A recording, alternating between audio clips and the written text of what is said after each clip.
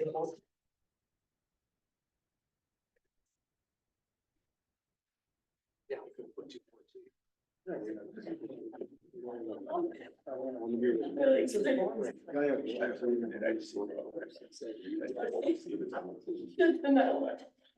ready. You ready? Okay, we're going back into open session, El Dorado County Fire Protection District Board Meeting, September 19th. Roll call, please. Director Craigman, Here. Director Rogan, Here. Director Evanson, Here. Director Gilchrist. Here. Mr. Chairman, a quorum has been established. Thank you. Want to join me for? Allegiance to the flag of the United States of America, to the republic for which it stands, one nation, under God, indivisible, with liberty and justice for all.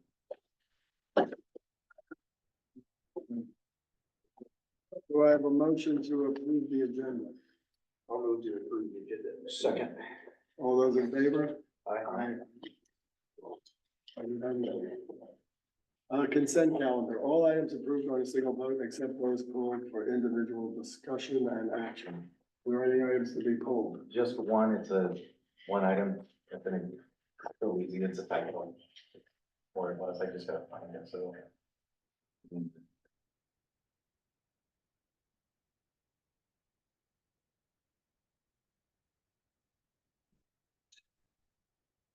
I think the typo. It had to do with the comments, and I can't find it right now, I'm sorry. It had to do with one of the comments, it was a reference to Senate Bill 660. Oh, it's missing a zero. It was missing a 6 and a 0 or something like that, yeah, just very minor. Yeah, it was me speaking. What we did and it's missing. You're right. Yeah, So with that correction, so then we have a motion to approve the consent calendar. I'll make that motion. Second. All in favor? Aye. Okay. Item 6, public comment. All persons wishing to address the board on any item that is not on the agenda may do so at this time. Public comments are limited to 3 minutes per person. Anybody online? Anybody in the audience? Nope. No comments? Come on. Okay. Sorry. Like we're doing a great job. Item 7, report of action taken in closed section. So that was just a side letter to approve the PAO bridge program modification, and that was approved 100%, that one by the board. So we're going out on that. Departmental matters, item 8. Administrator, resolution 202407, CDF formation, review, discuss, and action. Thank you, Mr. Chair. Within your packet, you will see the resolution for our CFD. That this project that has been going on for quite a while now with a lot of tremendous help from Kathy is here today from CDF financing. We have our first property that's ready to go into the CFD, which then, as the board recalls, actually creates the formation of it. So Kathy is here today to kind of walk the board through this process and the rest of us as well, because it's a new process. And Kathy, thank you for being here, and I'll turn the floor over to you. And this is the process, so last time you saw me, we adopted the goals and policies. And we talked about the specific tax rates and said, once we have a property, I'll come back to you and we'll start the actual legal action to form the CFD. And this is the official legal action. This meeting that we're having today, we only have to do for the initial creation of the CFD. We won't have to hold this meeting every time a new property is annexed in. So, and I bring that up because actually Diamond Springs, when they had to do theirs, this law didn't exist. So they have to have this initial meeting and a secondary meeting every single time there's a property that comes on. We don't have to do that. It's a new law that allows us to adopt a resolution of intention that sets your board's intent to form a CFD. It notifies the public of your intent to form a CFD. It sets the boundaries of the first property, and it identifies an annexation area.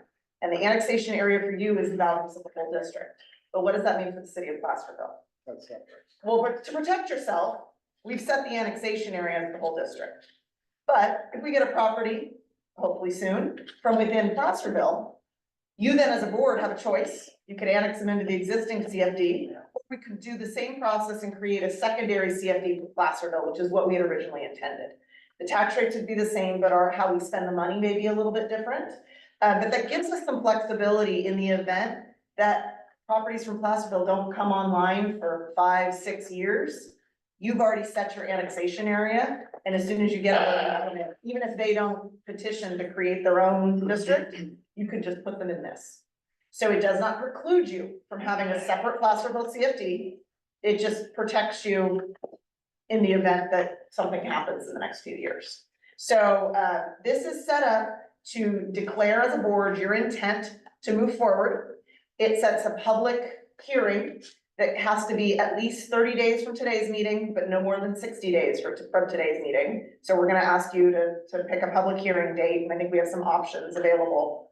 At that point in time, you would formally adopt a resolution after hearing comments from the public that memorializes the information in here. So in the exhibits to this, we include the boundary map of this existing parcel, the annexation area. We also include the tax formula. It's called the rate and method of apportionment.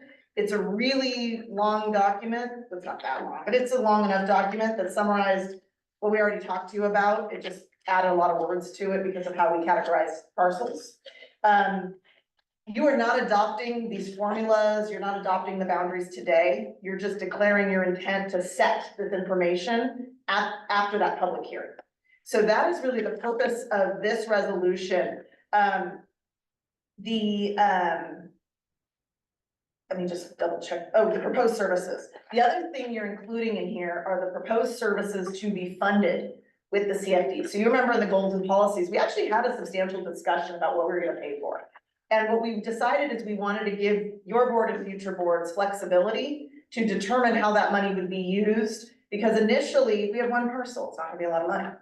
As parcels annex in, it'll be more money, and you can evaluate from budget year to budget year how you best want to use those funds. So we've set this up to be as flexible as possible, allowing you to make a decision, or future boards to make a decision on a budget year basis on how you actually expend the money from the CFD. So each budget year, you will provide direction to your staff on how to how to fund the CFD money, or how to use the CFD money within the services provided, which essentially are everything you do. So there aren't really limitations there. Any questions on kind of the concept and what you're approving? And then I'm gonna talk about next steps in just a minute. So when we said this area, it doesn't include Diamond Springs yet. It does not, okay, so that's. My, yeah, I have a question along those lines too. Right, so when you annex in Diamond Springs, and there will need to be an action at LAFCO #1 to continue their existing special tax. But the other thing that will be included in the LAFCO action, actually, this is what I forgot earlier when we were talking, is the action to include this as an overlay to the Diamond Springs area. So it is not handled through this resolution. You don't have the authority to impose a tax on them. But through the LAFCO process, when LAFCO adopts the annexation documents, they need to have 2 phrases in there. And it probably is a sentence for each. One of them is that Diamond Springs' existing CFD collections will remain in place. Meaning if the properties are there, they will continue to be taxed, and your district will have the authority to continue that. The second action that LAFCO needs to approve is that your existing tax would overlay the Diamond Springs annexation territory.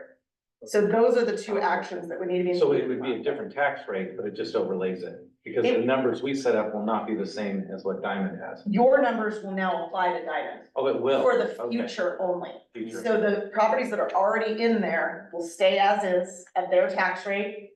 And yours, any new development from the point of annexation forward will take on your tax rate. Got it. So we just need to make sure those 2 sentences are included in the LAFCO action.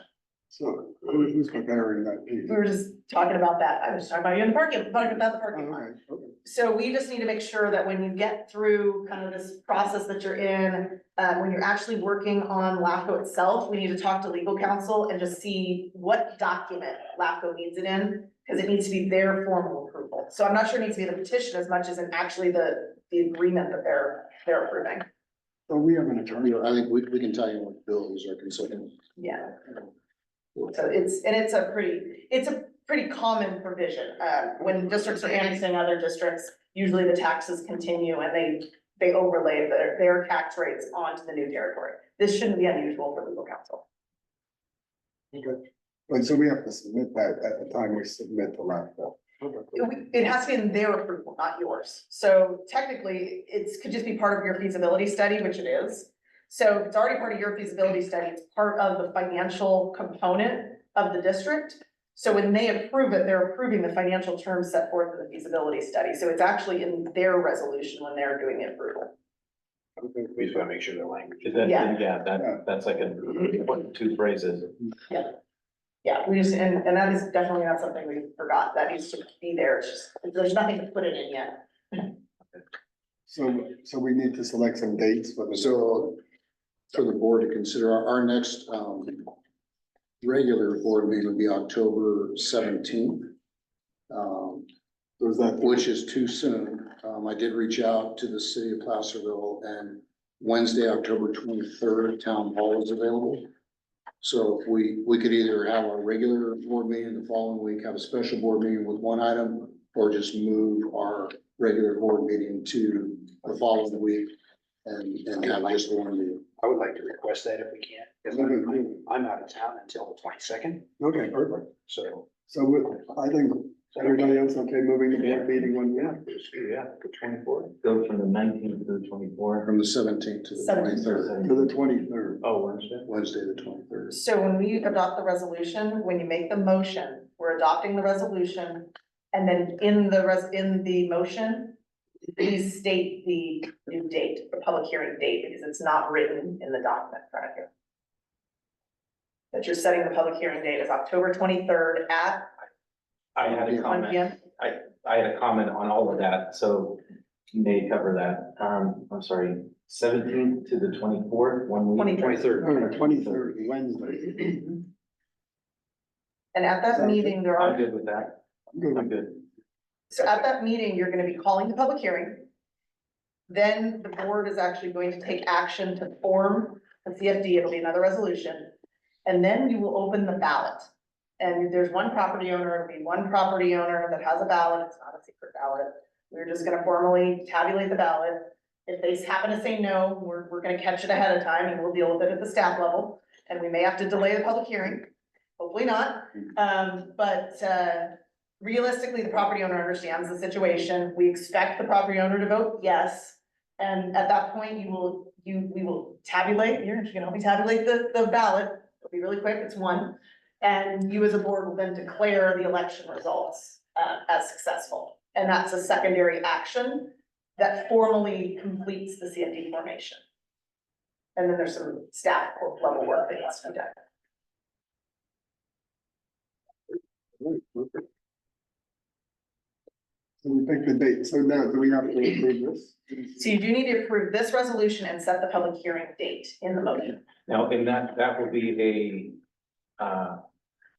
not a special meeting on that same day, that's part of our regular board meeting. We've got board meeting. Okay, Not under a separate.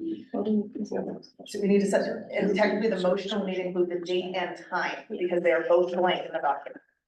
So that's specific, we have to have a time specific. You can set it, if your meeting's at 1 o'clock, set it at 1 o'clock. If you have the hearing at 2, it's reasonable, that's okay. Just do it the first item. You want to take a crack at making that motion? Sure, I'll make that motion that we included in the special board meeting. No, it's a regular. Oh, it's regular? The regular We're board. getting rid of The regular board meeting. And the motion also needs to include the adoption of resolution 2024-07. And it will be considered technically a special meeting because we're not Oh, it's having not it on the on record. our regular Okay, scheduled it is a meeting. special meeting. That's what I thought, thank you. You are correct. So I'll make that motion. I'm sorry I didn't catch the numbers. That would basically we 2024 national sun.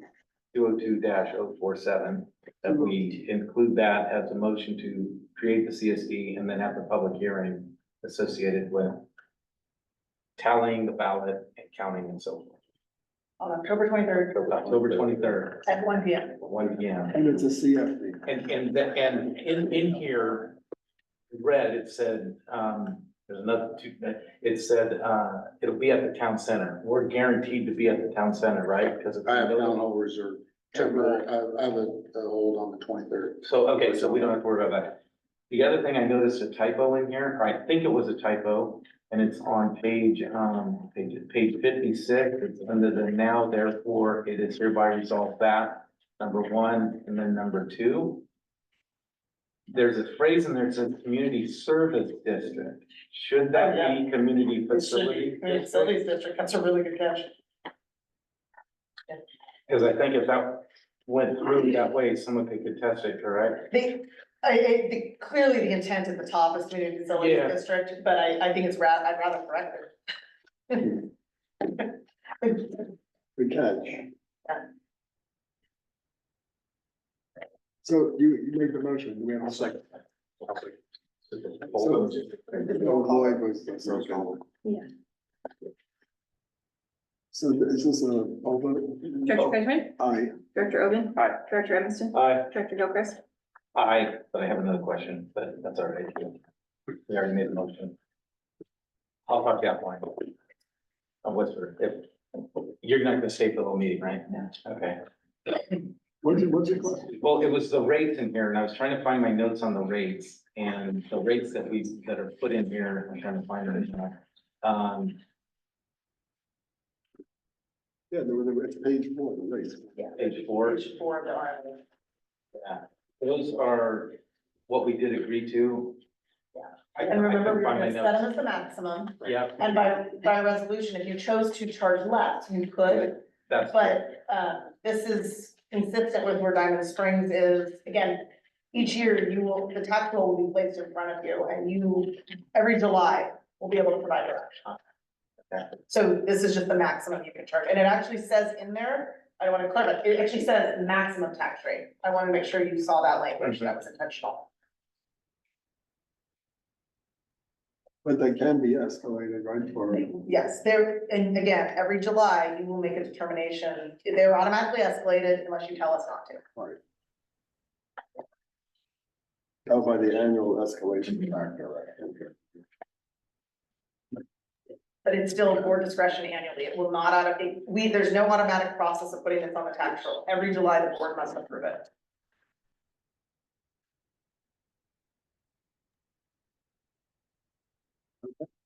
Thank you. That was somewhat painless. Okay, going on to item B then, resolution 2024-06, fiscal year 24-25 final budget. Review, discuss, and action. Hey, Mr. Chair, Chief Dutch is here to give a presentation to the board on the 24-25 final budget and the 420 resolution.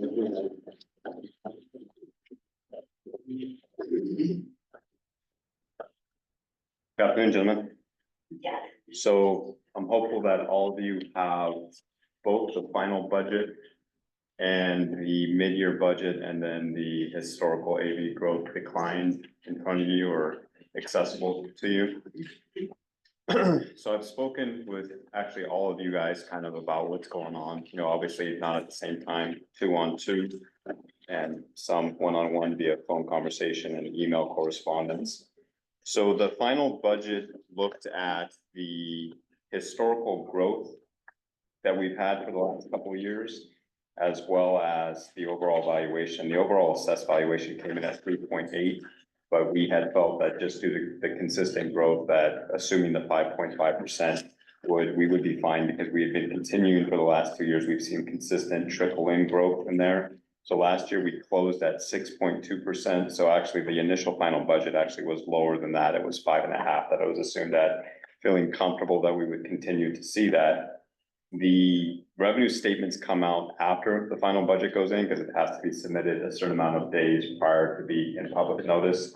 When it came out later, I initially thought, when I first got it from Chief Cordero, I thought it was actually a typo, because it was pretty much consistent with statutory growth. Growth had essentially gone flat. And you can see in fiscal year 22-23, 23-24, the district had been averaging 5.9%. So to see it come in at 2.6% was something that was not anticipated. I've emailed all of the directors present here today the California Association of Realtors historical data that I can show within this county. At the finance meeting, Director Gilchrist actually had data regarding the homes that were sold in the county. everything that we can show empirically is inconsistent with what we got from the county. So with that being said, there was a revision. It's still too early to know whether or not it was an anomaly. But as I spoke recently to Director Ogan and Director Edmiston about, was that if it is an anomaly, we have some recent information, as recent as yesterday, regarding the Fed cutting rates that will likely spur buying once again within the region. So still too early to determine whether or not that this is fixed.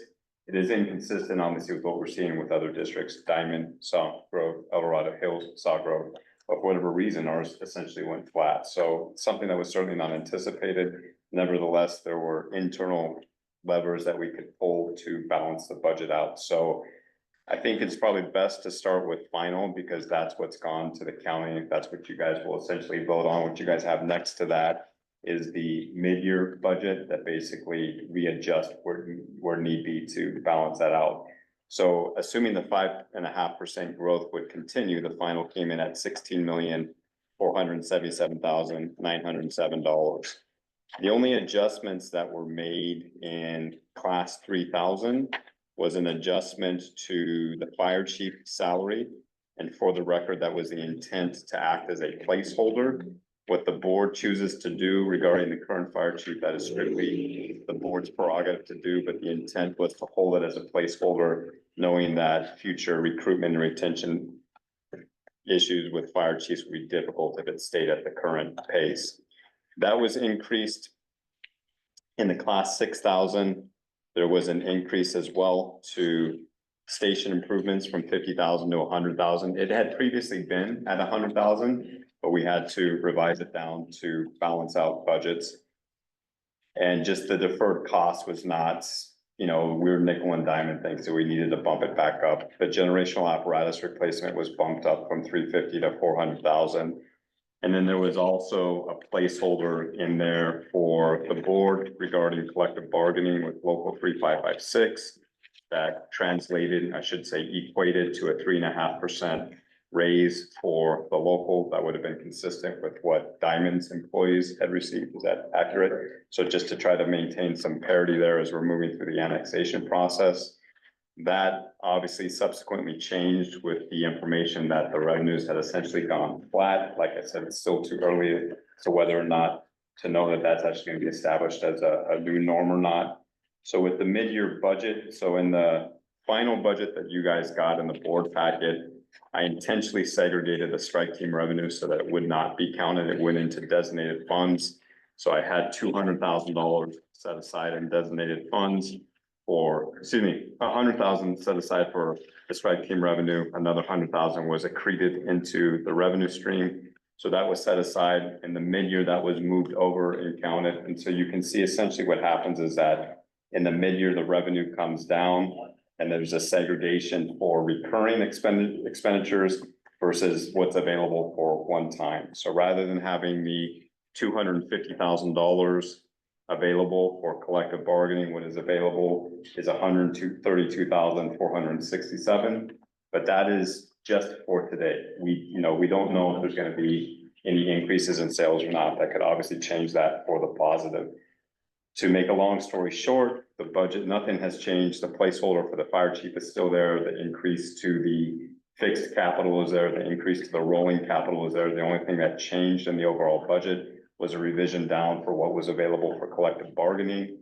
And that's essentially it, aside from the fact that right now where I'm at, I suspect what we're seeing is an anomaly. It'd be one thing if everywhere else was seeing a contraction in the revenue, but just because we saw it, I think generally speaking, there's a consensus that whatever was sold in our district, the properties that were sold were holding little to no equity. And that's why we essentially didn't really see a whole lot of gain there. So that's the only conclusion that I can draw at this point. Still too early to tell. We'll be watching it, obviously month by month, moving forward to see what happens. But that's essentially what is being captured in the mid-year. I do have a pictorial graph there for you guys so you can see on the historical AV growth decline, just so you guys can have an idea. So it goes 25-year history. So from fiscal year 2000 to fiscal year 2007, 2000, 2001 to 2006, 2007. So this is all prior to the district experience, getting hit with the Great Recession. We were averaging about 8.5% growth per annum. Fiscal year 2007, that's where we start to see the declination begin within our district. It goes from 8.5% to roughly 5.4%. And then where we go negative is from fiscal year 2009-10 through 2010. We see 2012-13, and we go negative 2.43%. And then climbing out of it as we go back up to peak growth, we have 2013-14, all the way to pre-COVID, 2019-20. It's averaging about 3.96%. From 2020, 21 to 21, 22. It comes in a little bit lower, but we got to remember we've got that brief global stagnation that's happening early in the COVID.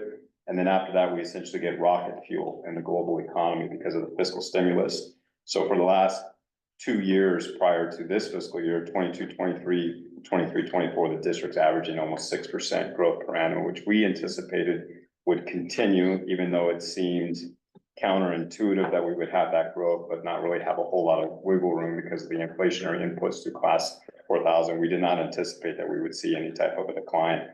I spoke with Director Ogan and Director Edmonston that as far as where I believe things will go, I believe that the rates will continue to go. The Fed dropped it by 50 basis points, which is really not a whole lot. They can go much lower, much sooner.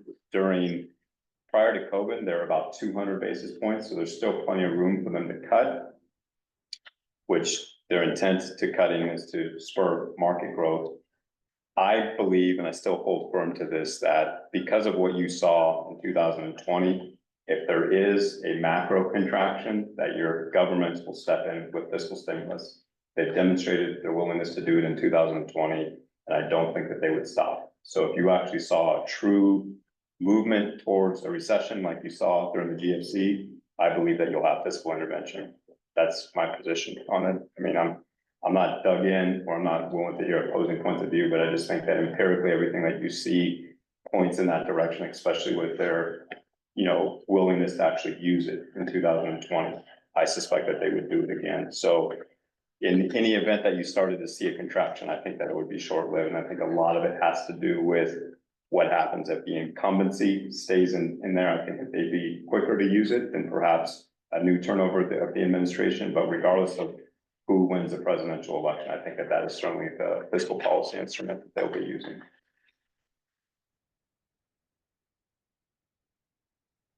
I have a question. Yeah. Like, so we got this letter from the county auditor giving us these lower rates, the 2.6. How does that compare against the previous years? How much better did we do versus that number? So for the last 2 years, we've been averaging about 100,000 to about 150 above what they're showing. They've been showing. Yeah, and there's two parts. I didn't mention this. I apologize. We are averaging on average 13%. We have areas as low as, I believe, 7%. We have areas as high as 20%. On average, it's 17% throughout our district. And or 13% throughout our district that we've averaged. This year is actually 12.92%, which takes us down even further as far as the actual revenue going in. So historically, what we've seen with those revenue statements post-COVID is that they come in higher. So I would encourage the board, if they're to look, to realize that they won't update those. What you see on the district revenue expenditure side is the most accurate version, but those are 2 years in the rear. They never update the revenue statement. So even if you go back and say, look, there's no growth, you have to compare that to the true revenue, expenditure statements. Even if those are low, they won't adjust them. They just leave them. It's just a one-time accounting for them on it. But for the last 2 years, we've come in higher. There's definitely asymmetry that takes place there. And what was that differential? 1%? A dollar? Well, last year, I think it would have been about 1.25 that it came in. Do you have any following up on that over time? How it's performed, like this is the actual at Ballon, right? Do we have a similar projection? So doing a line, if you will, that says the blue line is the projection. The green line is the actual through all the years to see how that goes. Do you have statistics, or can you gather data that's able to produce that? Yeah, based on the asymmetry from what they put out in the revenue statement to the actual. Sure, yeah, we can- exactly. We can look at that. That would be extremely helpful. I would- Chief, is that something? I mentioned to Director Ogan and Director Edmiston that it's not gonna be very helpful for you guys to go prior to 2016-17 because you don't have peak to peak. You remember, you had that large drought, so you wanna look 16-17 forward. That's, yeah, that would be helpful. If we can get that, I'd certainly like that in finance. Yeah, I mean, that would show that it's an underestimation. But though, when do we know that they're the real true numbers? Is it in November when they collect the first piece? You around this time frame is when you know, so really, when we talked about this when Director Ogan with the fire chief here, it's about an 18-month window that you actually have for a true fiscal year in this district. Because you don't true everything out, and I can see it from when Kathleen sends me numbers. Michael can get numbers a week later that are off from hers, not because she's done anything wrong, but because revenues are still coming in.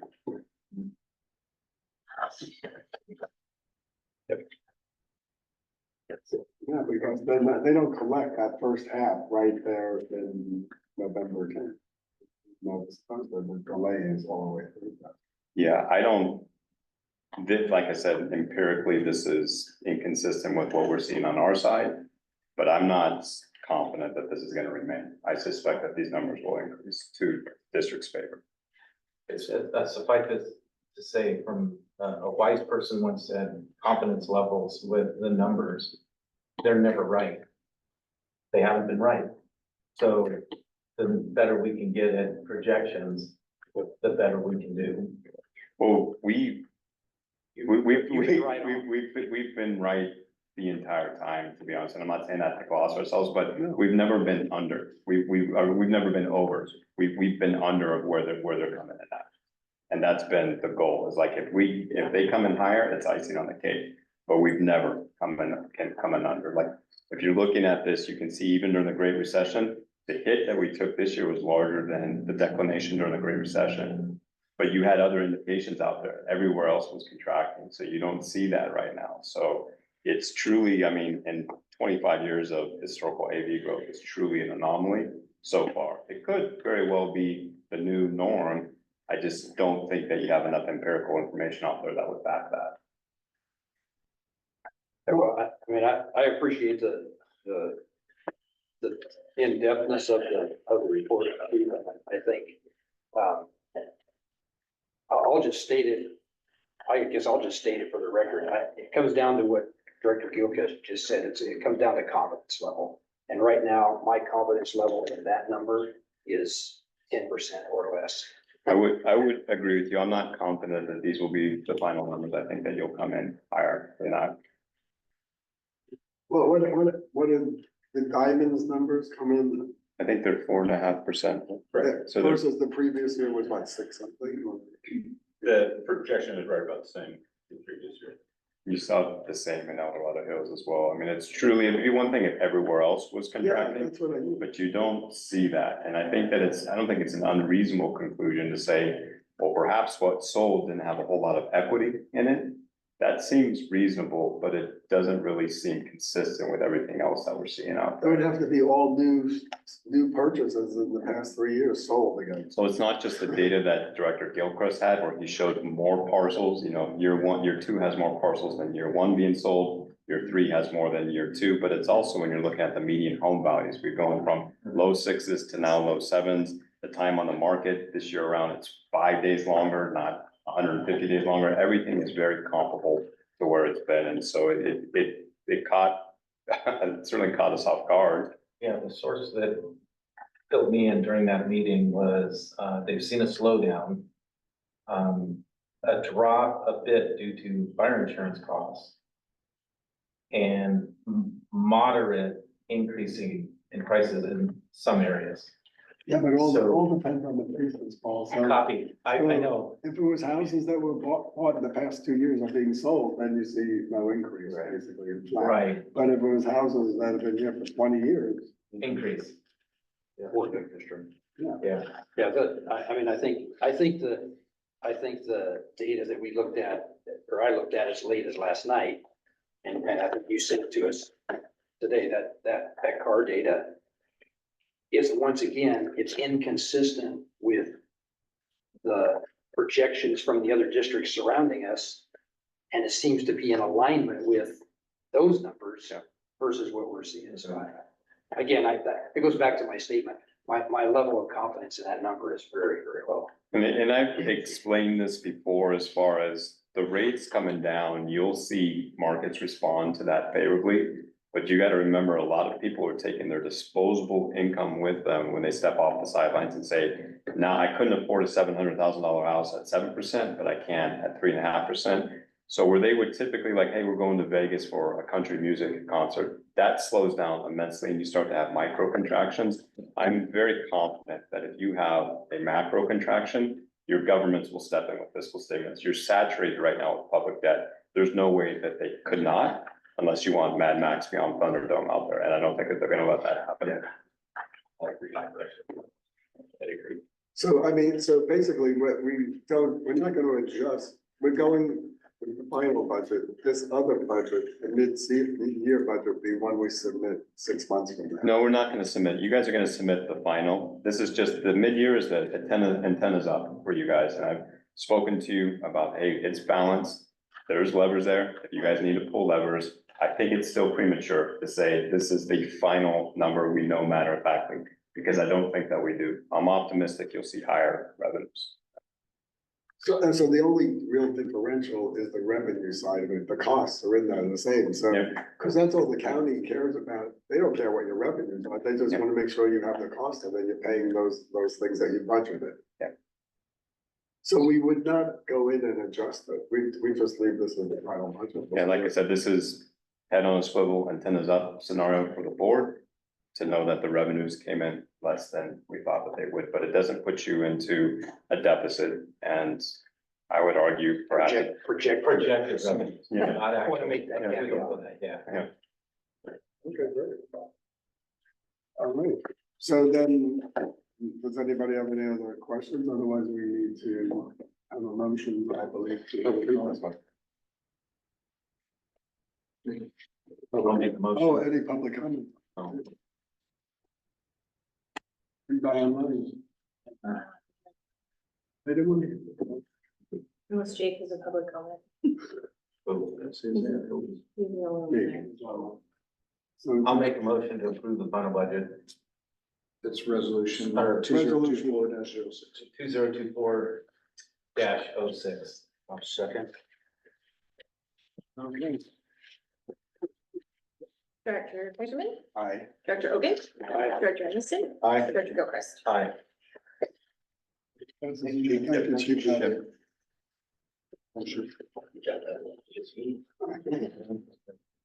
Okay, item C, administrative apparatus payment.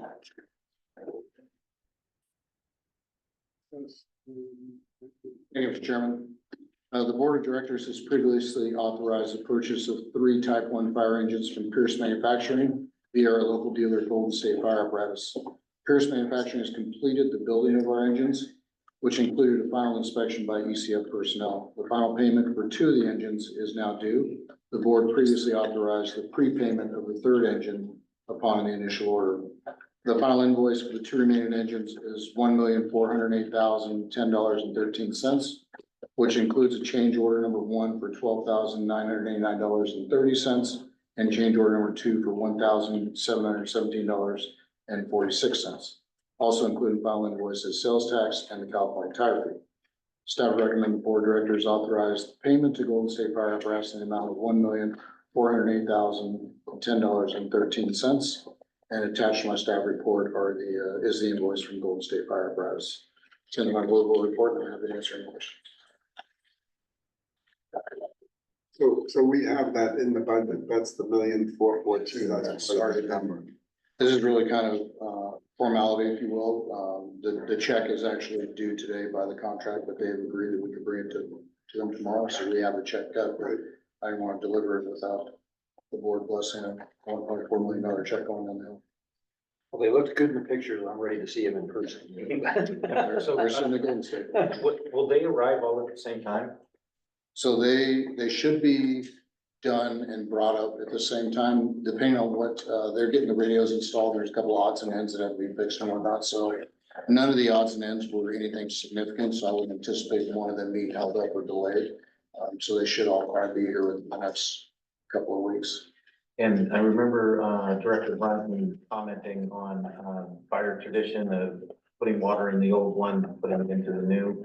And are we gonna do a public ceremony associated with the new equipment coming on? We'll do, some PR stuff with the new ones. When we get them here, they will come to us and they're empty. So all the equipment still has to be put on them, mounting, part of that includes, they'll be going to John Lyons, the previous mechanic, that the district had to fabricate some of the mounts and things like that. So the actual time that you'll see those rolling down the road is still probably a couple months out. So that's when there would be a public, Yeah, once they're fully equipped and ready to go, okay. then we'll do something. So that, with the tax, it was like 700,000 in it. Mhm. What is the new price? You'll be sitting, they would be right close to $1 million a piece today. Yeah. And 4 years out. That's Before a you- $6,000 or $600,000 difference. The big hit on those things is the power plants, the motors. Cause they can meet 2027 emissions, which pushes the price up over $100,000 at a starting point, at which motor you go. It's over That's crazy. $100,000 for a motor. Okay, What's a ladder truck then, 2 million? so Yeah, you're at 516, 17. So are we okay with our 400,000 a year?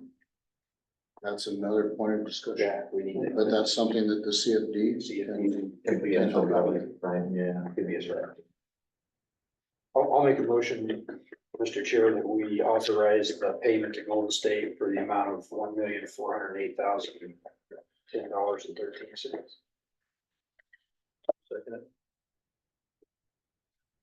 Is there any public comment on this one? Director Hardiman, Aye. Director Oben, Aye. Director Evanston, Aye. Director Gilchrist. Item D, Administrative Cal Fire Cooperative Agreement, review, discuss action. Thank you, Mr. Chair. The district's been in a cooperative agreement with CAL FIRE for coverage in the communal area since 2021.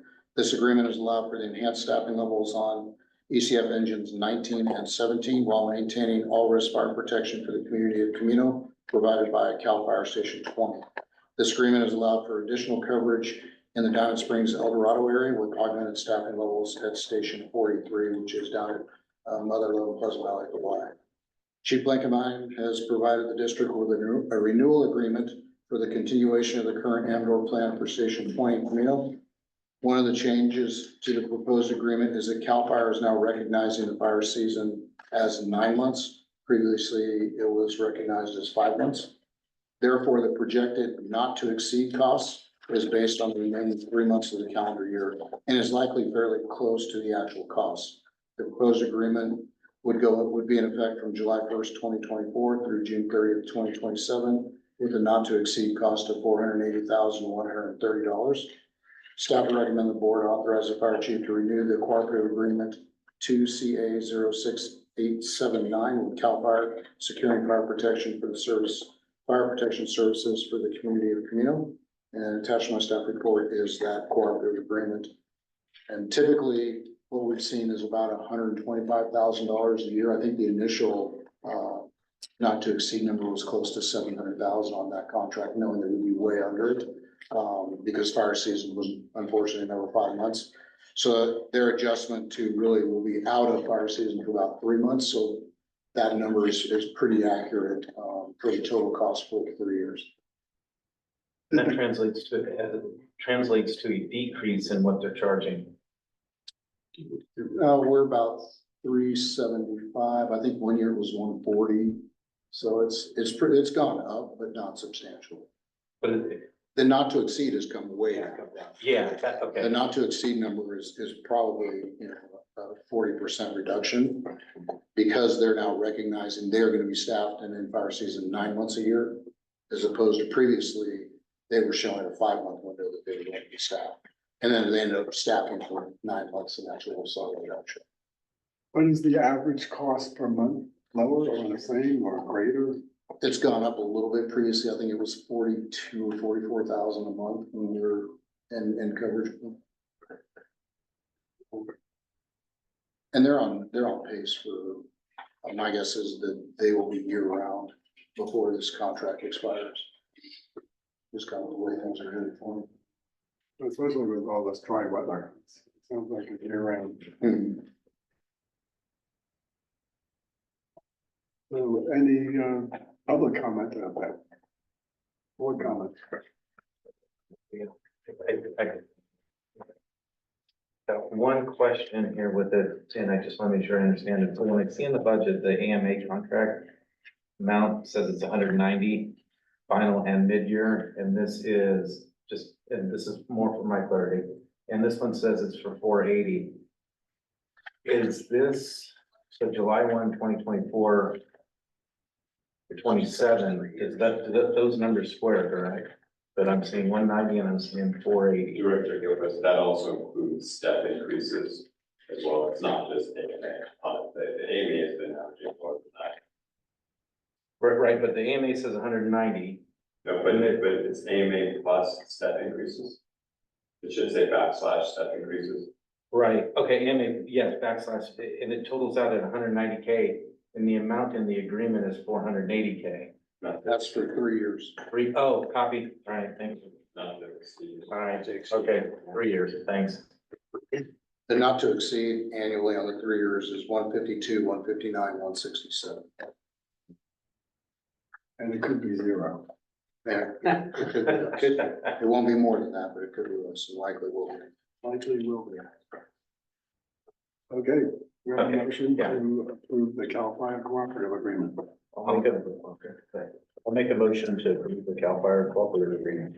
Second. Director Benjamin, Aye. Director Ogen, Aye. Director Anderson, Aye. Director Gilchrist. Aye. Item E, American Fidelity Employee Benefits, discuss. Thank you, Mr. Chairman. The district currently contracts with American Fidelity for optional additional employee funded benefits. The currently offered benefits include life, accident, hospital indemnity, gap, and cancer insurance, and we're looking to add 2 additional benefits for the employees to choose from. The first one is a flexible spending account, commonly known as an FSA. The benefit of this account is lowering the taxable income and providing a debit card for eligible expenses under the program. Eligible expenses include medical bills, co-pays, over-the-counter medication, orthodontics, dental, and vision programs. This program will be funded by the employees personally per pay period or a lump sum per the employee's choice. The program offers a maximum amount per year of $3,200. This amount will be available to the employees at the beginning of the contract agreement. The second benefit will be a short-term disability. This will be ideal for employees who have low sick balances or new employees and would cover a portion of their salary until the district's current long-term disability coverage goes into effect. Currently, the district's LTD program takes 60 days to kick in. The short term is 7 days. All financial obligations are between American Fidelity and the employee.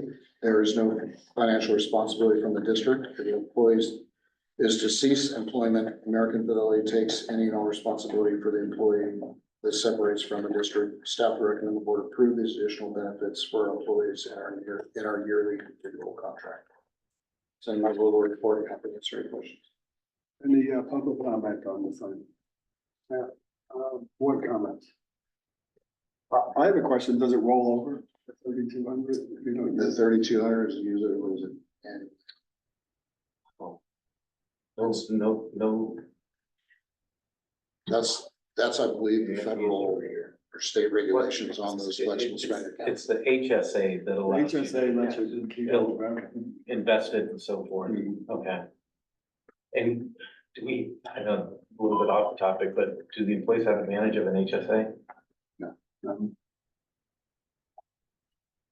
Seems that for other discussions, it seems like that might be something that will be more beneficial in the longer run for the employees. Not to take away from this, but just if it's offered. There was We something with spoke about that, yeah, that was something that we had discussion, open discussions with the I very. want to say they have to have a high limit, high Mhm. deductible, Mhm.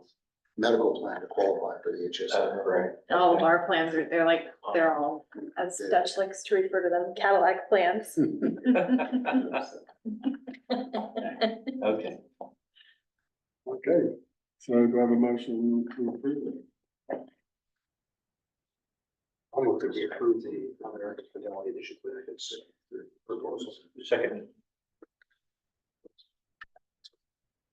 Who's the first and the First second? was Lori, and the second was Jim.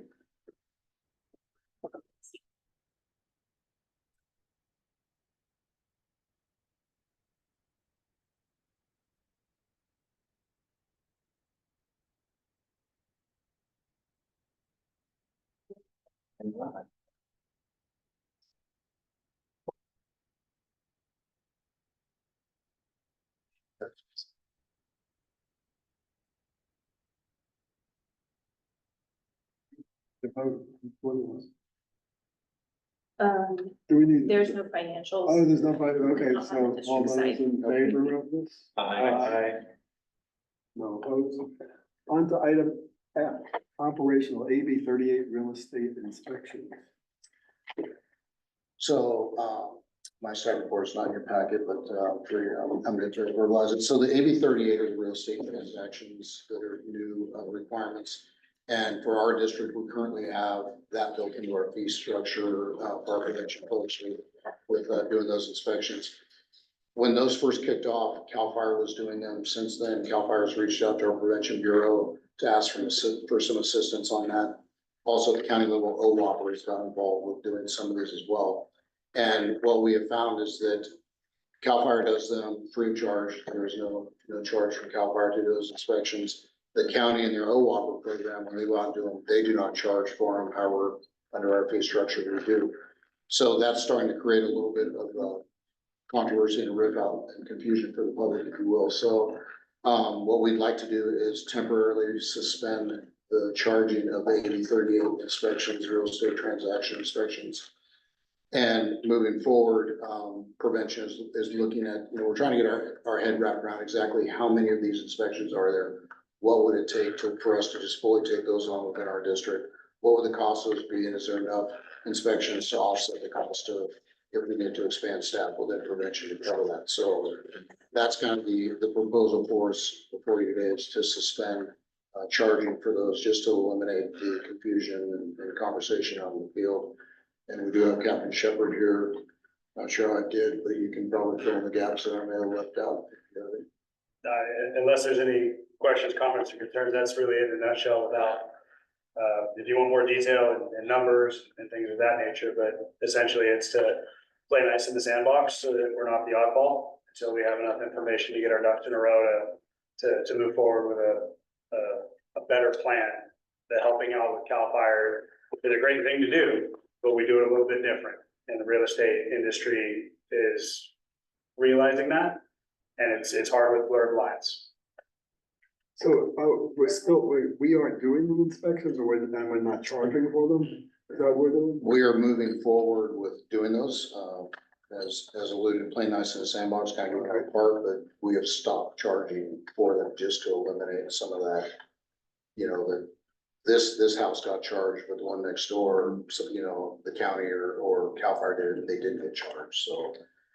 Long-term plan, we want to see how many of those are, like I said, and is there, between those and maybe some other programs in the prevention realm, is there that could be generated on those to, expand with another position in prevention to cover those costs. We just don't have that true number of how many of those exist. Is it the principal space you're inspecting, or is it more than that? It is, You can sit down. yes, it's the Assembly Bill requires documentation showing compliance with Public Resource Code 4291, which is the defensible space state ordinance.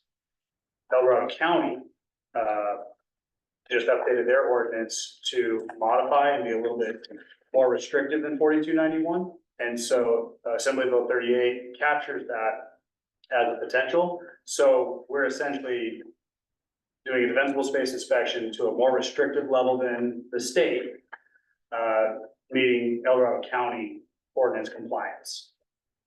So the short answer, yes, it's deed space, but it's a little bit different than what the state regulation is.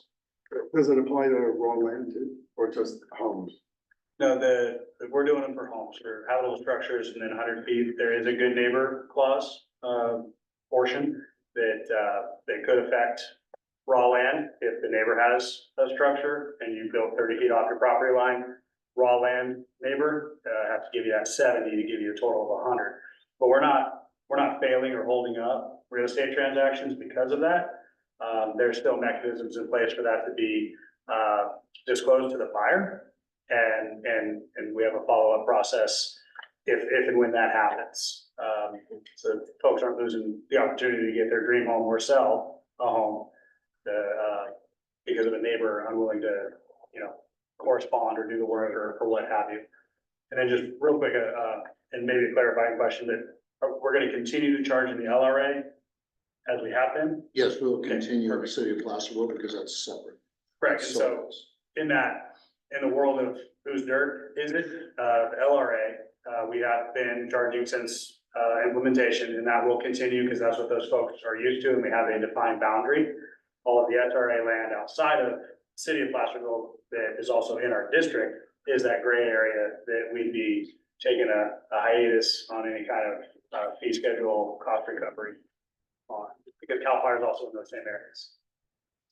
Since it's SRA, can we negotiate the Amador plan and offset? I'm trying to find it. I remember something being brought up in the Fire Safe Council, County Fire Safe Council or Whopper, and I'm hoping I'm not conflating two things. But I had understood they had received grant money to cover the cost for those that are trained in the Fire Safe Council to do assessments. Is there an opportunity, or could we check if there's an opportunity to be able to recoup some of our costs through that grant? I believe that's defensible space inspections, and the fire safe councils have their assessors. They go out on that. Yeah, These are real estate transactions. The AB 38 is. but isn't it a defensible space inspection though, or is it actual clearing? No, it is an inspection for defensible space. What the assessors and the fire safe councils are doing is providing kind of the same but different. They're not an investigative official. They don't have really I don't want to use the word. They have no regulatory authority. That's a good word for it. Thank you. They can't sign stuff off. They can absolutely help their community, give you pro tips and have an educated, come from so that you're getting good advice and it's consistent and it works in that direction. So if Director Kreisman were to be an assessor and he does a really good job, and then I come in behind him, you should pass because he gave you all the answers to the test.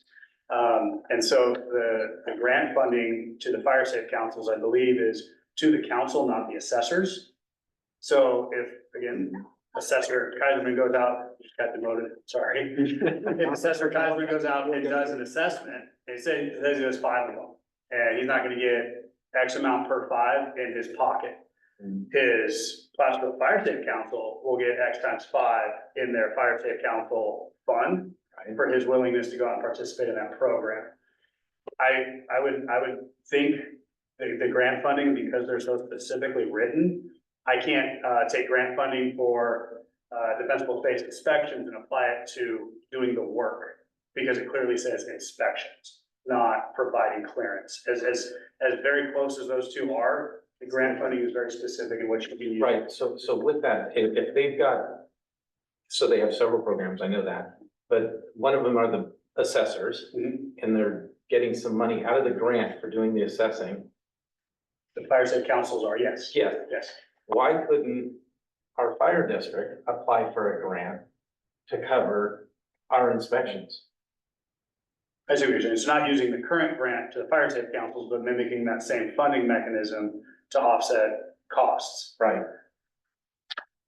I think that would probably be a challenge to get a grant that's going to reimburse the fire district for the costs that are the responsibility of. We're just using the home seller. I'll promote him. He's now selling a home. I mean, that's his responsibility in selling our home.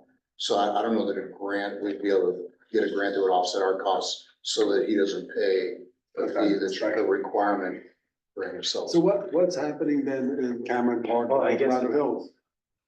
Yeah, so the question, in Cameron Park, who's doing the inspections then? It's a statewide. Cal Fire and Cal Fire and OWAPR are doing the count, the entire county, and there's a few mixtures like us, our department that's stepping in to help. I don't know, the Hills doing all of their own? The Hills has, El Dorado Hills has an ordinance in their vacant lot. They have a section in their vacant lot ordinance that addresses real estate transactions, and it is even more restrictive than Assembly Bill 38, which they have the ability to do.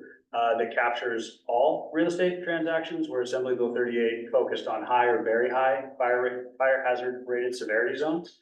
And they have a fee schedule for it, and they are charging for all of them. So if they are charging. if you move property in El Dorado Hills, whether you're in a concrete jungle and a moderate fire hazard rated severity zone, you're gonna participate in that process by way of their ordinance.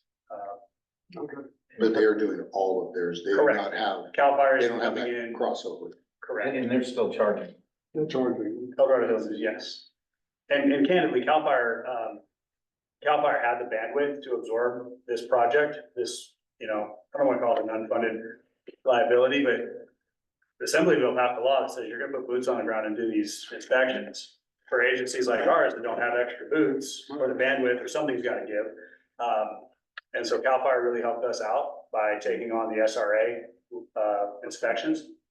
And I'm happy that we're able to reciprocate that help. A big change in why we're seeing so much of an increase in the real estate transaction requests. The ordinance that passed with the county had a ton of public outreach, education, and the Board of Realty was a huge part of that on both the needing education and not being happy with the draft and having comments. And so they are hyper educated now. So much so that their brokers are treating this as a thou shalt, not you can put in your own disclosure saying that we meet the intent of having defensible space. So there were some gray areas, and now it's black and white and everybody's playing ball. So before it was kind of your tricklers. They sort of, I'll do that because the fire guy said so, or I read an Assembly Bill and I agree with it, and my broker is letting it. Now it's, nope, everybody. And so that uptick that Chief Cordero was referencing as far as potential volume and cost recovery, we're pacing ourselves because I don't feel like we should commit to something that's gonna flop, and fail at somebody's job, how they're gonna pay their bills. That's an important thing to make sure that we have funding for.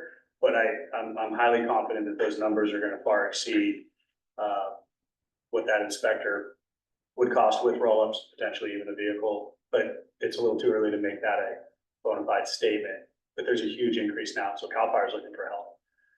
So we're getting 10 a week, in addition to our LRA. So within the city of Placerville, we're charging, outside of Placerville, we're not charging, but we're helping Cal Fire do this. Is that what they're asking us for assistance, and we're not charging. But Because we're the only ones doing them in the city of Placerville from the get-go. Right, but we're charging them. But so Cal Fire, they won't pay us for doing? They will not, did you say they will not pay us to do them? Or reimbursed. Hadn't thought to ask, candidly, because they don't get paid. I know, but I thought they got reimbursed. I thought I heard you said they got some funding. No, the county doesn't receive, like OWAPR is not charging, they don't have a fee schedule. Speaking with Tom Meyer, who's the program manager for OWAPR, says we're years away, from even kind of going down that road. I think that's a stickier situation for them, given how they're organized and funded. But, Cal Fire is not charging, they're just absorbing that in their Red Army budget of however many tens of millions they've got. So, and they're happy to let us take it. They've got plenty of work for those folks to do. And it's just how we transition that. And I feel like this is a really very, very thoughtful and ethical way to transition, rather than you got charged, but I didn't. What website did you go to? I don't wanna, so I think it's so do we have to take them on? I mean, this like gives 10 of them, we have to do it, or we, We don't have to, we're playing nice in the sandbox right now, but by the same token, CAL FIRE can say, hey, that's your guys' jurisdiction. What's the, if we suspend it, what is it, roughly 250 per 205. 205? And we're doing 10 a week, so that's costing us $2,000. well, the cost of the people going out. Exactly. Right. The revenue, is it 205 our cost? Yeah, Of course, that's our cost, At that's our least. fee schedule for us, so. so That's what I times mean. 10 a week, that's $2,000 a week. $2,000 a week we're donating. I don't think it's our cost, that's what I. So that's about 100. So how long are we looking to suspend it for? I think really it's on the radar of our Fire Prevention Bureau, and they're trying to get a true number as to what those transactions look like. You know, does it go drier during the winter and then pick back up? I mean, they know what that workload is, and then can we then put in a plan where, okay, we'll take them all over, and we know that it's one inspector, is it two inspectors, is it three inspectors? We don't have those numbers yet to see what's it gonna yield and what's the workload look like. And that 100% that workload 100% lies within the Fire Prevention Bureau, or are we using engine companies to do that too? We've only been using fire prevention, folks to complete these. I mean, if we had to, we could absolutely use an engine company, but my preference for record keeping, consistency, the message that's going out to the public, it is, beneficial to have a dedicated person who isn't gonna be off for 4 days to field questions, you know, understand all of it. I think it would be a heavy lift to train our folks up consistently across the board to deliver the same product. And to the cost of it, we're being intentional about when and where we do these. You can get them done up to 6 months in advance before they close of escrow. And we're not driving a pool and Kybers in the same day. So this isn't, I've got 4, this is what I'm doing today. We get our 10 for the week. They could be a week or 2 out, you're right? So we are being intentional about basically the miles and the tires. And we're not trying to waste time or personnel in, hey, this is my punch list for the day. I guess that's what my route looks like. No, hey, are you heading to the north? Cool. Would you hit these 2 in Pilot Hill? I'm heading east. I'm gonna hit these 3 and I'll come around the backside to hit the 2 and you know, Backslide Park Road. So it's actually why we're able to absorb this is we have flexibility and kind of a 3-headed between Chief Sterling, Inspector Sherwood and myself. We don't all go, you know, we're spread out and we share that information. We have our weekly meetings where we coordinate these things. And so far it's working out very well. And it does not take an hour to do, especially if the realtor or the homeowner is not there. Just because of the discussion and the questions and answers, and I'm happy to do that, but I don't need somebody there, we're not going internal, you know, we're not going inside the home. So it's an external, it's paperwork, which we're electronic now, so I can get that done in my rig. Hotspot my phone, send it to the realtor, we're good, you either have stuff to do or you don't, and we can address it from there, but that follow-up is nice to have with Prevention Bureau folks, rather than an engine company. Oh, it's only an engine. But if it required additional staff, could we look at like, retirees or something? Yeah, the goal would be that ideally that will be enough of a workload to fund the position, and that's their primary function, and that position is being funded and paid for by these inspections or perhaps some other inspections that we don't currently do that we'd like to add to our portfolio. So how long are we looking to suspend it for? Really, it's gonna depend on how those inspections are coming in on a monthly basis to see what that picture looks like. I think we should probably, within 6 months, have a pretty good idea.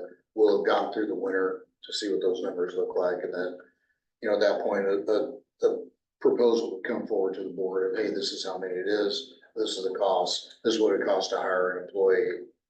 Can we move forward doing this? And I'm just running some numbers, is taking as a high 10 at 205. If that's the high, then that's about 106 a year. Or if we do it for half a year, that's half of that we're not gonna be getting for any kind of revenue, which our budget's balanced. What kind of hit is that gonna take? It's Are we not gonna- it, it's the same people doing it, Yeah, that are there's- out there. But we're not getting the revenue. But we, they're It's not still getting budgeted. paid during that time. It's not Pardon like me? That's potential revenue that would be out there. Yeah. It's not, you're not gonna see it, none of this, it will appear in your budget.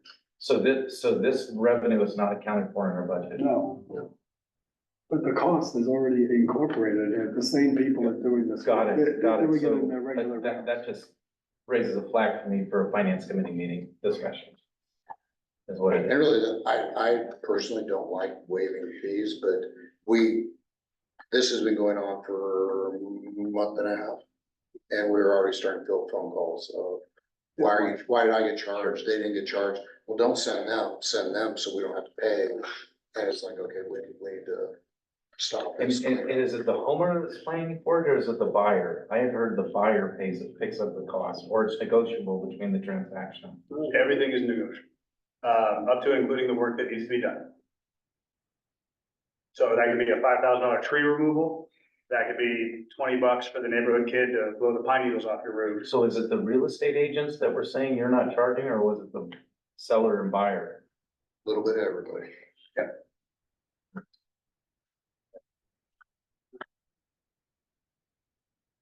Okay, well, I guess we just wait to see where it goes, see what the numbers are. The request from the board authorizes to stop charging. Oh, the process Temporarily to stop our suspend. time, so we need a motion to stop charging. In the SRA. In Yeah, the. in the SRA, not in Placer. So wait, I'm gonna just say, SRA, so I live in an LRA area, You're a SRA. but it's considered SRA. So we'll say outside of the incorporated LRA. Okay. Not that I'm gonna sell anything, but I'm just saying. Okay, So we need a motion to suspend it.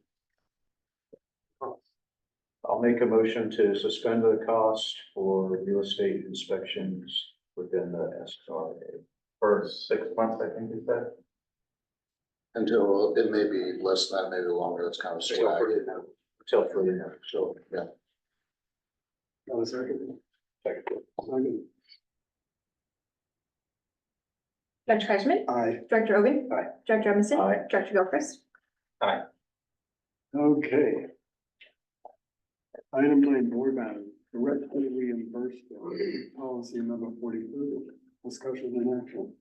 This came forward, there was some discussion about, the board level on some of the meetings and presentations and things like that the board's doing, and hey, does this count, does that count, are we getting reimbursed, we're doing knowledge, we're not doing what, it's really a board discussion, so I provided you a board policy, the 30, 40, 80 on the remuneration policy that want to have a discussion amongst the board to see what the board's desire is and what's going to be approved and not approved moving forward.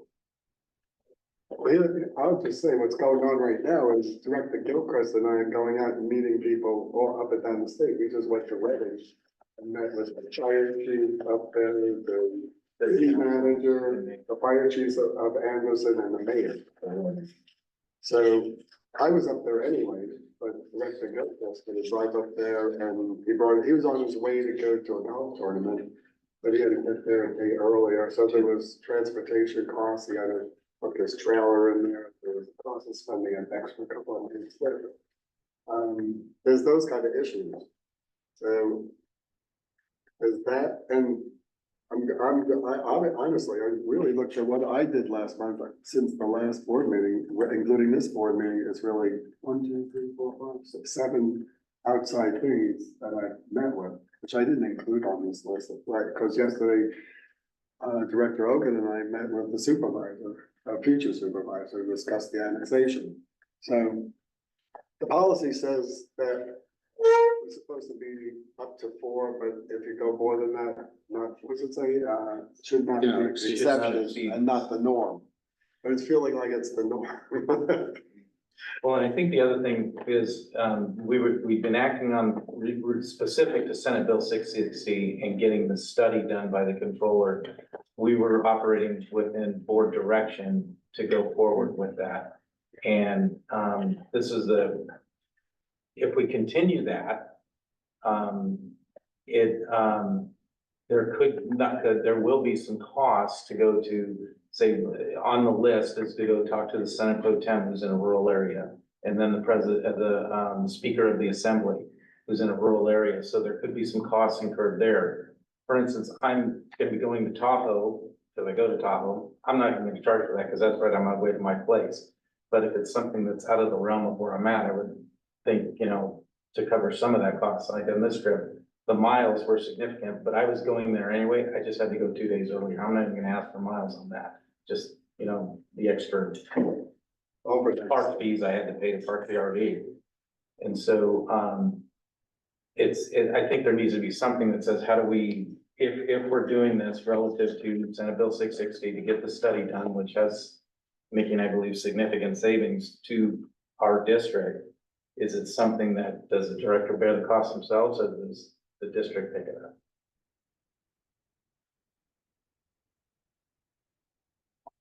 I mean, and I'm good with not even asking for the fee for the meeting. It's mostly just the out-of-pocket cost.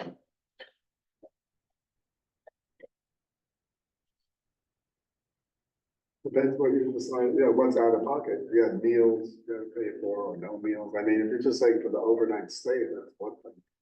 Well, I think there's, in business, they stopped allowing you to charge for meals because you have to eat anyway. Whether you're traveling or not, you're eating out eating, so I don't even necessarily expect that from where I came from. So, I mean, but we're not saying we're charging for mileage, right? Well, maybe if you have to go up the coast and. Well, it says- That's It says reimbursement for cost of use of the director's vehicle shall be on base of total miles driven. Yeah, cheap, but Can I get an average of what you guys think that you anticipate on doing every month? That way I can multiply it by 5 and get an idea of what the impact will be. I'd say we're doing at least 2 meetings a month, more than our regular meetings, so 33 total. Oh, you mean meetings? Oh. Well, it was like, total. well, it's like this, what was my count? I think I had 6 this last year, but that was like, I had 4 of them. and I never counted that. I didn't even submit it. Does 4 sound like an average per month? It's more right now, it's like. Right now, it 6. seems like it's, yeah. Cause we're also meeting with the Director Hogan and I met yesterday with, Supervisor Deercamp that's coming in. And then we're gonna meet with the new supervisor for El Dorado Hills. Well, we were doing the 2x2s. Which we're still gonna get to. Yeah, never even submitted that. What is it that you guys are trying to recover? Is it hourly or is it per meeting? Some meetings will last longer than others, obviously. We just get a flat rate right now of $100 per meeting, Okay. Not to Like exceed this. 6. not to exceed a number. But I think the issue is the other hard costs associated with some of those meetings is long travel, long. Sure. I think if it's within the county, I'm not sure, Yeah. but if it goes outside the county. I mean, I go up to Reading quite a bit, so I had no problem with that, but. So my mileage and at least 1 mil, perhaps 2 mils. I don't even know. I don't care about the meals, I Well, think it in this specific example, I'll just say this is how I was gonna put it out. So, I had this golf tournament planned forever. I was gonna be up in Shastina, Friday, Saturday, Sunday. I was gonna take my RV to that and dry camp. Then Reading said, hey, can you meet on this Wednesday before? And I go, Mickey, are you good? He goes, yeah, let's do it. Okay, scheduled it. I said, where am I gonna put my RV? So I got a place last minute, $70 a night plus tax. And then we had breakfast with the chiefs like from Anderson the day after and some other, but to me, that cost of the breakfast, I'd have to eat breakfast anyway. Personally, I'm not gonna ask for that. So, and then the miles in this case, because I was already driving all the way up there, I don't think it's ethically right to ask for the miles. I just don't think so. But because I had to put 2 nights in at a place that I otherwise didn't, So you're saying so it was 70 plus tax? that's specific to this case. I don't know, it's hard to come up with a general policy, but he's saying it's another like 150, 60 something. Whatever tax is on 240 or 140. Is that $100 a day? Would that cover it or no? Well, if we went with $100 visit, then I think you're covered more or less. You're under. Is there any interest in you guys carpooling on Director Logan's motorcycle? Rutherford has a sidecar. Yeah, so maybe we should just leave it as the meeting cost of $100. And just leave it like that. I mean, generally, But does that cover the expenses? No, it doesn't. Okay, it doesn't in this case, but. Right, but see, and that's what I'm thinking, because I also think as the word starts getting out, which it is, we're gonna get asked to participate more. And I've started saying, hey, we could do this via Zoom to reduce some costs. Right, that's- And I think that is a fair way, and I think we're all fiscally minded, mature people, I think is, I don't know how to phrase this, but say within discretion as to what you're incurring. Now, could someone load up and say, well, the policy says take all this and this? Well, me, in my case on this last one, for me, that wouldn't be ethical. I just wouldn't do it. So I'm not sure how to, I mean, if you're not gonna charge for meals and you, I would We say, can already charge for mileage. right, but we're not. but it says lodging in here too, I think. I saw that. So I'm So skipping, you should submit, I would say on this one, you should submit the lodging. yeah. Whatever it is. It's just a one shot deal. Usually we're not spending the night. I mean, I have a place to stay up there, so and I'm driving up there quite a bit, so I'm going up there anyway. it might be easier for you guys to come up with a cap for a day. Like a shall not exceed for a day, that way you guys can still use board member discretion. But also not staying at a Taj Mahal if you have to travel to Reading or something like that, or eat, dine at the most expensive restaurants. I think that if you guys can collectively establish what that not to exceed day is, that'll probably help guide where you wanna go on it. For out of town travel, Yeah. not to exceed X amount. Yeah, And I honestly, I don't know what those rates are going for, stays, hotels, stuff like that. I don't know, you rent your place up there, what do you rent it for? Oh, no, I mean, the RV park was pretty cheap as far as I was concerned. But, The other piece we should probably do, we can have this starting this as a standing item, it's under our board matters, the approval of, because that's, really just kind of probably for transparency, immediately Oh, close it good out point. and turn it in, but having the board approve this, you come in before the meeting, fill it out, if there's receipts, whatever. And Make then it part of then consent. approve, make it a consent. Make it part of consent. yeah, we do it under consent, yeah, that's a good idea. having that approved is probably a good thing. Well, I would say, let's do a little bit of work and determine what, I like Chief Dutch's idea, I think. Let's do a little bit of work and figure out what a not to exceed number is for out of town travel. Relative specific to this thing Yeah. or in general for the entire board? To this, no, In general, in general, to amend this policy. To amend this policy to reflect that. I'm sure there's state per diem rates out there. Oh, yeah. We can look at just state per diem rates. We just use state per diem rate. That's. Oh, there you go. Yeah, you could do that too, yeah. yeah, just use that, state per diem rate. We have to spend the night, so. That would be really easy to put in there. Just do it as a direct reimbursement for those out of town travel. Because it's not very many times. I mean, I agree with you. It could be, depending on the scenario, it could be a few times a year, but it's not something that's gonna happen a lot. Yeah, It shouldn't, I mean, we're trying to meet locally. Yeah. Right. And if we can do them, Via via Zoom would be Zoom, all the better. better. Well, All right, so we should look at what the per The diem state per rate is. diem rate is $161 a day. There you go. There you go. so that's for lodging, right? Lodging and meals. Yeah. And incidentals up to Oh, $5. and what you? And incidentals up to $5. I'm not sure. What that- You need a soda somewhere, I guess. And get a cup of coffee to that. All right, so then you write that in for the, For the end, what was it, what? State per diem. State per diem rate? State per diem rate, not to exceed state per diem rate. If right, you just stated that, that'd make it clean and easy for you. Yes. Yeah, because I mean, I think, yeah, the easier we can make it for our staff too. Mhm. That's a key piece, so.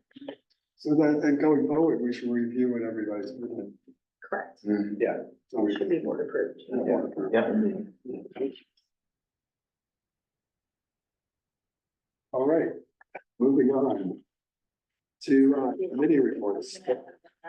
Full policy and things like that. Yeah, I'll bring back, I'll add this in there. So there's no action on the. Okay, so standing committee, budget and finance. So the budget and finance committee had two meetings. We had one on August 20th. And at that meeting was Chief Codera, Chief Coach, Director Gilchrist, myself, Michael O, and Kathleen. And departmental matters, we reviewed the 23-24 budget update. Chief Coach reviewed the expenditures to date versus the budget and reconciled the amounts outstanding, not processed by the accounting department. There were approximately 37 journal entries for the JPA accounts of 5 other County prior journal entries not processed. The county closes the budget August 29th. We also looked at the 24-25 budget. The cost for 2 fire engines will be added to the budget. This is in August of that. Kronos workforce ready payroll is close to going live according to Chief Cordero. The CFD program is seeking the first property outside of Placerville to start the process, and the second property will be needed for Placerville. SB 660, Director Gilchrist and Director Kreisman met with the El Dorado County Sheriff, Mike Hoff, and the CFO Ferguson, and they agreed to write a letter of support.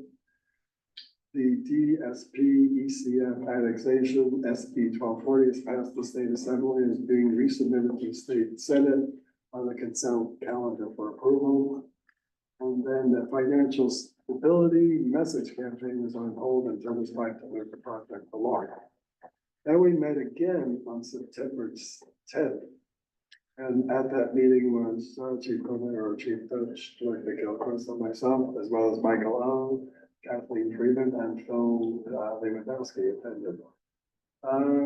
We went over the 23-24 budget update. The county closed the books on August 29th, and there's still entries missing or allocated to inappropriate accounts. Chief Cordero will try to schedule a meeting with the county auditor controller to discuss ways to improve the reporting process.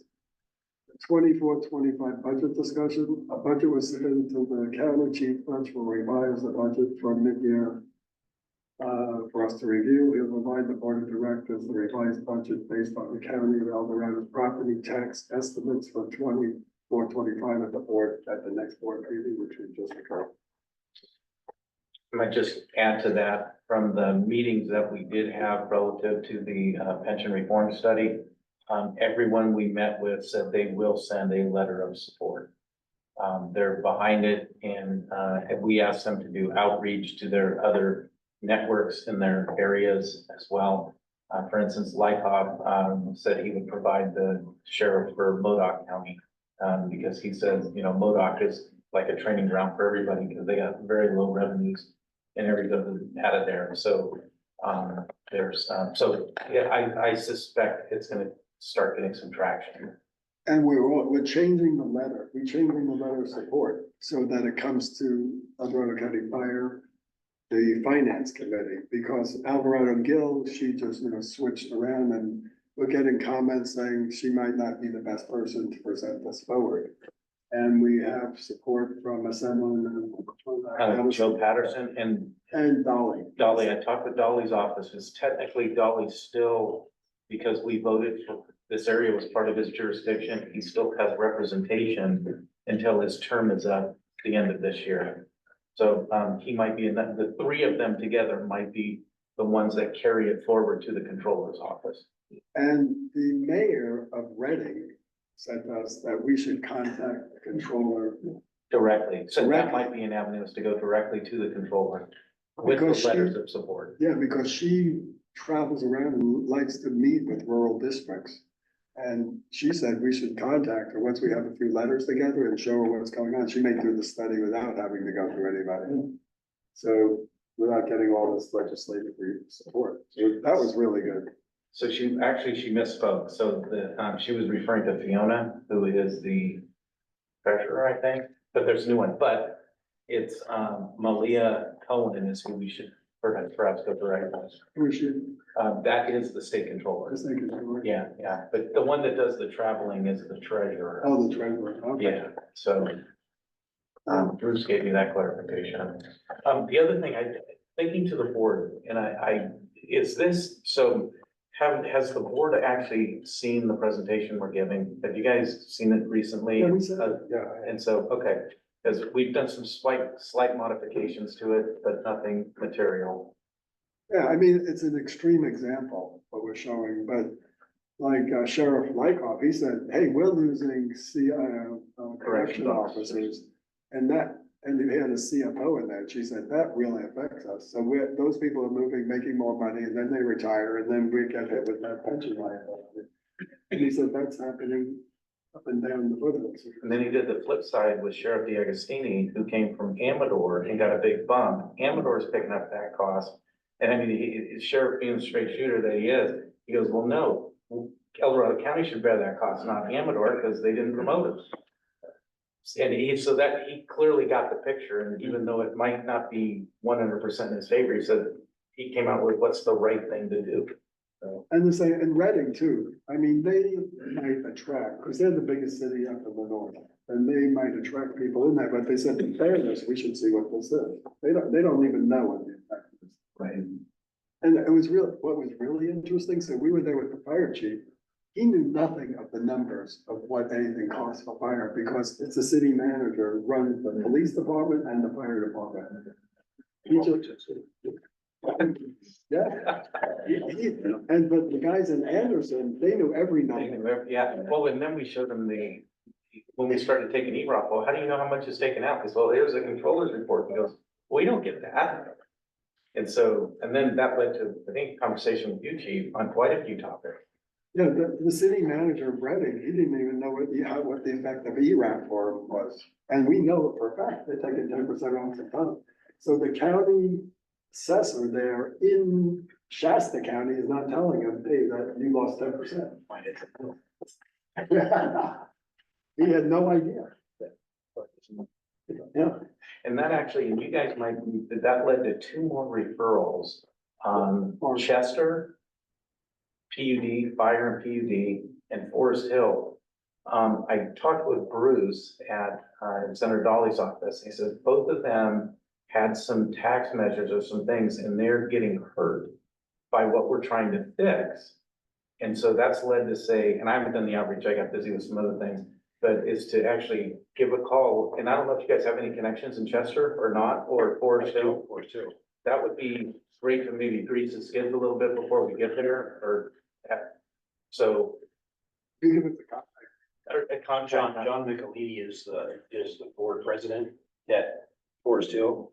He's a retired deputy chief from Casunas Fire. Can you send his contact information over? That would be great.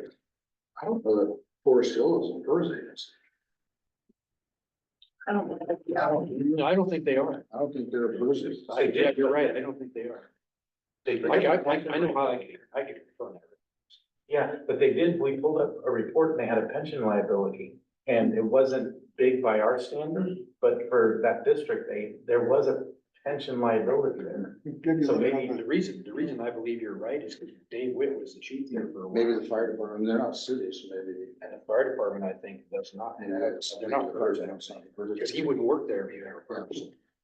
Okay, well, we could reach out to them and find out. Well, if they're not hers, or if there's some other. I'll find out really fast. Okay, Today I can find out. if they're okay. PERS or not.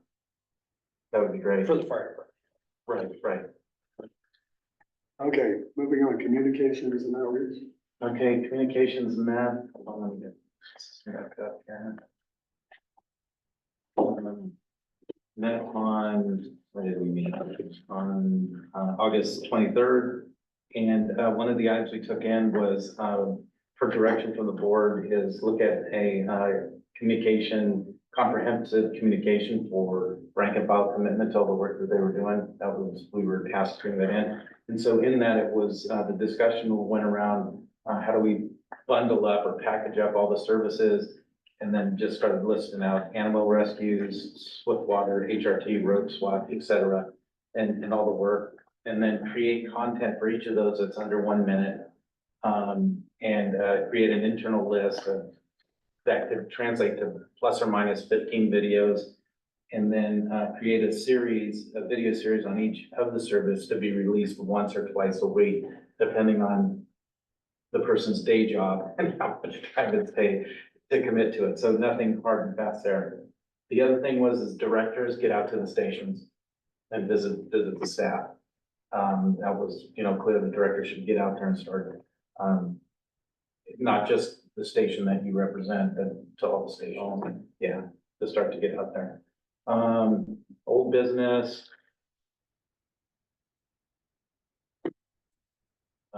What was this, Diamond Springs? Oh, the annexation, and I think where is that on the, it passed, didn't it?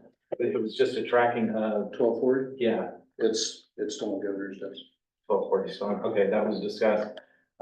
Newsletter in process, other priorities, there's a lot of them. Finance campaign, based on earlier, it was to how do we leverage communications with it, and I think as, based on earlier discussions today, there probably needs to be a focus on that going forward to help educate the public as to what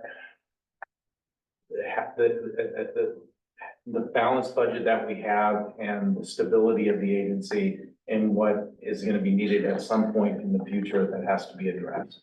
And so that has got to come together at some point. District communication collaboration, disaster resource guide was presented to the Mountain Democrat. Did I get that right, Steve? Yeah, it was presented to the Mountain Democrat. Biggest point in it was being able to see someone's address is the easiest way to get service there. You guys know that, that's basic.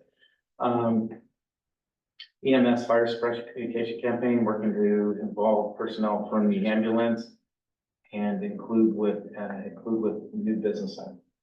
I forget what that had to do with That's the videos. the videos, okay.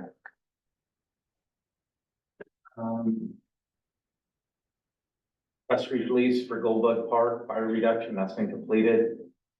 Tie and be able to tie that in with future safety educational items, so that it goes into the library. Confirmed our next meeting is tentatively, or is set, for, November 15th. This website and social media statistics were presented. I don't have those with me right now, but they're presented. And, I don't know if we had a pretty good increase in our social media platforms, mainly because of the fire attack. yeah, yes, The viewership has gone way up. particularly the Placer Balloon one by the airport. You've got a lot of hits. Nothing was to be brought to the board. And, oh, the other is El Dorado, as just as an FYI to the board, El Dorado County Fire Safe Council is transitioning to streamline the same service that County Fire uses for their web services. Just as information, that was it. Okay, ad hoc committees, facilities and equipment. No meeting. New ladder truck out final. Well, yeah. Yeah, that's cool. Human resources, That report was done in closed session. right? ESP, ECF annexation working group. Go ahead. Okay, so, the working group is working together, but we also have the 2x2 meetings and we're meeting with all the supervisors. And we met with, Supervisor Veerkamp, who will come into office in January 1st. We met with him, went through the whole list of key points. And, we said we're gonna be, at the end, we said we're gonna be asking for money. And he threw out, there's no money in the county, but we said we'll be asking. We reminded him of the board's. We remind him that the supervisors are pro for annexation, so, and he admitted that he is for annexation. He's for a no cost annexation, but he said that. And then he gave us the supervisor's name, he gave us the contact for El Dorado Hills, we'll meet with them. And then the other 3 supervisors will set to meet with them in the 2x2s. So I thought it went pretty well. I mean. And the 2x2s are not just us, it's 2x2 with us and 2 from Diamond Springs. Right. So yesterday we only had 1, but we will typically have 2. It's good, went good. I thought it went really well. He said, I asked him, do you have any questions? He says, I can't ask you any questions because I am the chair of LAFCO. And so I will be going in, and when it goes to LAFCO, I'll be asking my question. But he said, please send me a copy of the feasibility study. So if you could put that out there, that'd be great. Because he wants to read it ahead of time. Another good one. I mean, I'm sure the chief is very brought out on the group meetings, the working group meetings, so we don't have to get into that. Anything else? That was pretty good. I'll just add on to that, Mr. Chairman. So an update on SB 1248 has cleared all the final loops it's sitting on the governor's desk. We got an update from CPF yesterday that he has until the 30th to take action on. I guess the first batch has been signed, but it's kind of waiting until the 30th. And then working with Chief Gallagher and our consultant, there's 2 items that I want to present to the board just for information. The first one has to do with retiree healthcare for, make sure I get the right one. For the Diamond Springs employees, this is their current employees, their retirees and whatnot. So this is probably near final, but it's still a draft format, just for you to read. There's been a lot of going back and forth. Mainly with Chief Gallagher and their legal, and our legal has also been involved. That covers and secures that healthcare component for the Diamond Springs personnel. Chief Gallagher has sent this out to all the retirees on the Diamond side to take a look at. A little bit of feedback, but I would say it's been minimal. Not negative. That's good. Which is a good They haven't thing. made me up, but they've had questions. But ultimately, this will need to come back to our board, once as part of that final process. And then we've been working with, Bill Adams, our consultant. It's a draft resolution. This one is the Diamond Springs, resolution for the annexation. It'll be part of our packet going into LAFCO. Again, not a final document, but just you guys can start to put your eyes on what that's gonna look like. We'll have one that really mirrors this one, we'll just say Elroy County instead of Diamond Springs on it. So our plan is that, as both these documents get finalized and the resolution for the county fire side and the rest of the packet is being built, we will look for probably a special board meeting sometime early October with our board and Diamond's board to have our board approve the healthcare resolution, and then both boards will need to individually approve their resolutions to submit everything into LAFCO. So Chief Gallagher and I met with LAFCO and our consultant a couple weeks ago now, and really gave our consultant the opportunity to find out exactly what LAFCO was going to want to see in our packet moving forward. There was a couple of mapping things, so we had a subsequent meeting with the surveyor's office to get those maps put together for the both the application as well as we get in the green light to just start the mapping project for the annexation itself, even though that's not due for quite some time. Emily has been worked on, and really it's kind of the So just a clarification on the governor's desk, saying if he doesn't sign it by the 30th, it automatically becomes. that's the way I understood That's it, the way but I I also understand understood he had like 15 days, and it sounds like he's got till 30. Yeah. So That's the way I kind of waiting game, so understand. that's kind of where all that stuff sits at, but we'll look to, as we wrap all this stuff and tie back in with our consultant for a date, sometime in October is our target to. So it'll be both boards meeting? Both boards, probably in this room, and we'll have our consultant and LAFCO here as well to walk you through what the packet is and everything that's going forward, so we're getting real close. On the mapping, is there, I remember there was discussion and got the price down pretty low, and then some other parcels said they wanted to become part of the district. That's all gonna be inclusive with. So the mapping the price came way down because we're using county surveyors because they already have all that information primarily. part of this, annexation, project is within Diamond Springs, there are some islands, much like what we had. And it'll incorporate those into the Diamond Springs boundary into the county fire boundary. So there's an opportunity there to clean up some of those islands that are in. And I thought I remembered, and maybe this is not part of this process, but I thought down South Shingle, there were some parcels that were not in, but was gonna pay for the surveying to be in. So the parcels that are in county fire, or, well, they are not in county fire, those islands that are not truly encompassed, those are gonna remain as they are, because those would all have to be dealt with individually. When we did the island cleanup several years ago, Chief Hogan started that process, we did all of the islands that were truly within El Dorado County.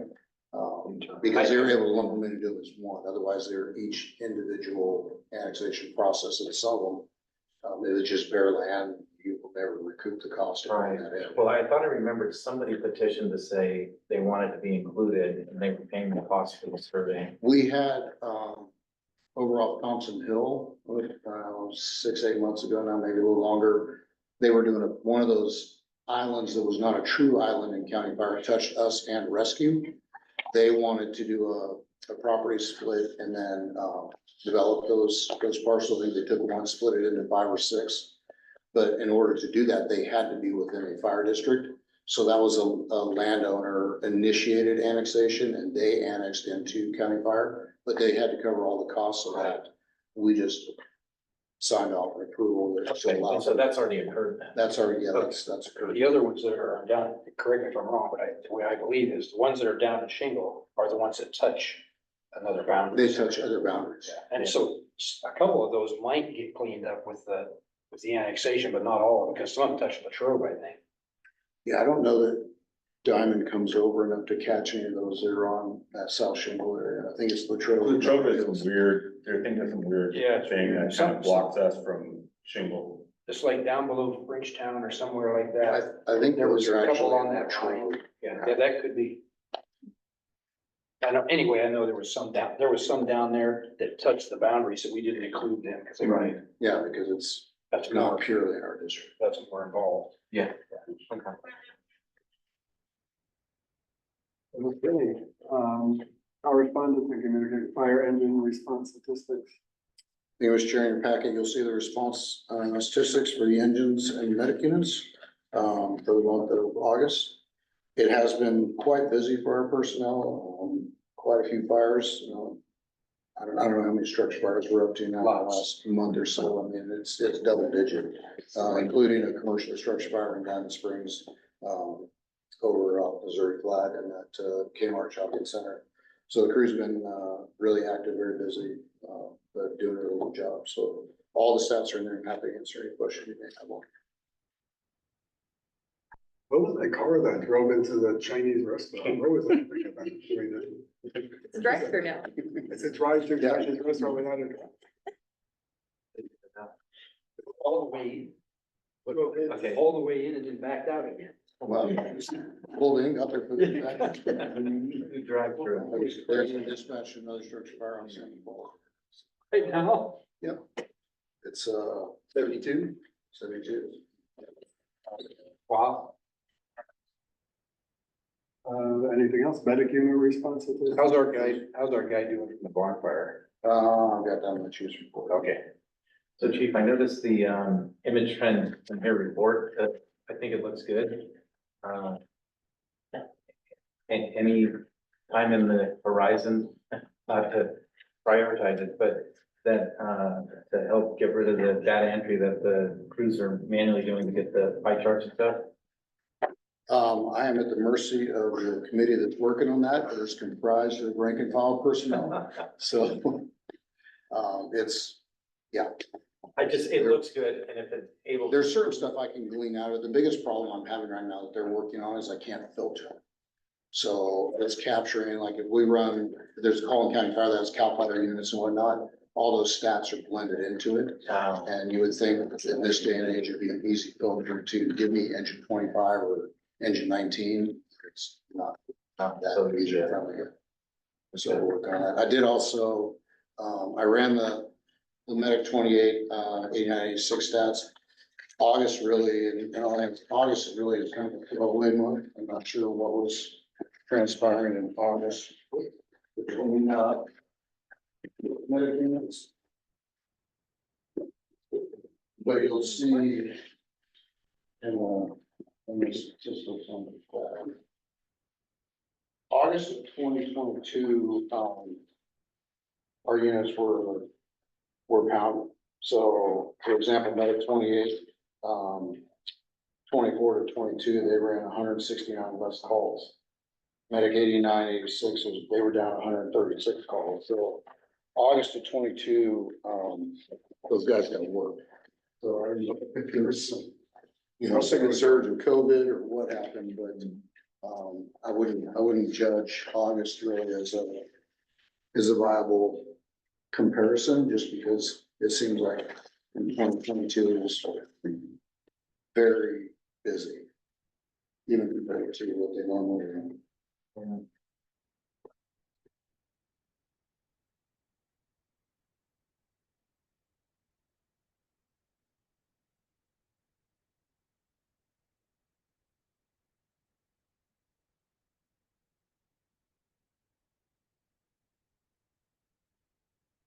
I think just looking at the numbers and watching the system, I think, Medic 89 needs to come back. But it needs to come back as an additional unit, and Medic 86 probably, Medic 87 or something like that, that rest on the public is just going up. So it's Cameron 80 unit, yes, but I wouldn't take it out of our hills and put it back. We need to expand service. Well, yeah. They probably have more nursing homes opening. Yeah, well, they've got a lot of senior care facilities and those senior housing. No matter how you look at it, another medic unit down there replacing 89 stops some of the, well, how do I, that's not the way I should say it.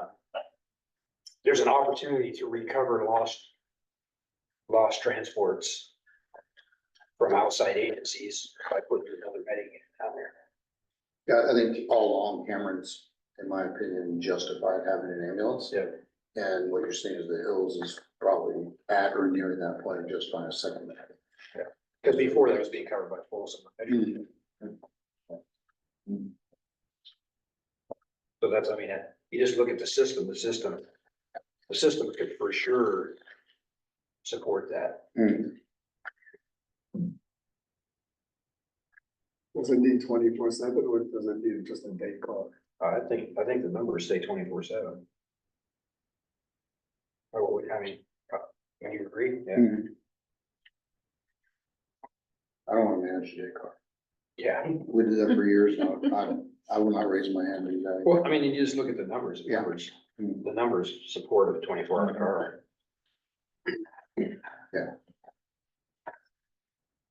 Okay, well, thank you letter from Oak Hill area fire station. That might have actually been, I actually did forgot to delete that. That was That was from the month That's what I before. thought. Sorry. Okay, no problem. Fire chief's reports. Thank you, Mr. Chair. So for the city, we're continuing to work on the public safety building. We've had a couple of meetings.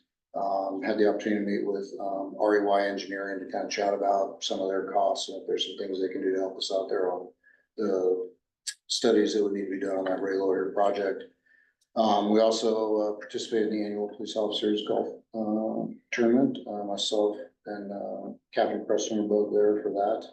And then we will be assisting in the annual El Dorado High School homecoming parade. That's October 10th. We'll take one of our parade rigs up and like we did last year and have some of the students on there. The JPA side, contract negotiations are continuing to move along. We had a good meeting this morning. There's a change of leadership at the JPA. So our executive director is no longer with us. And the board's working on some plans moving forward. It looks like we'll have a meeting on September 30th to kind of vet that out a little bit more as to what we're going to do moving forward.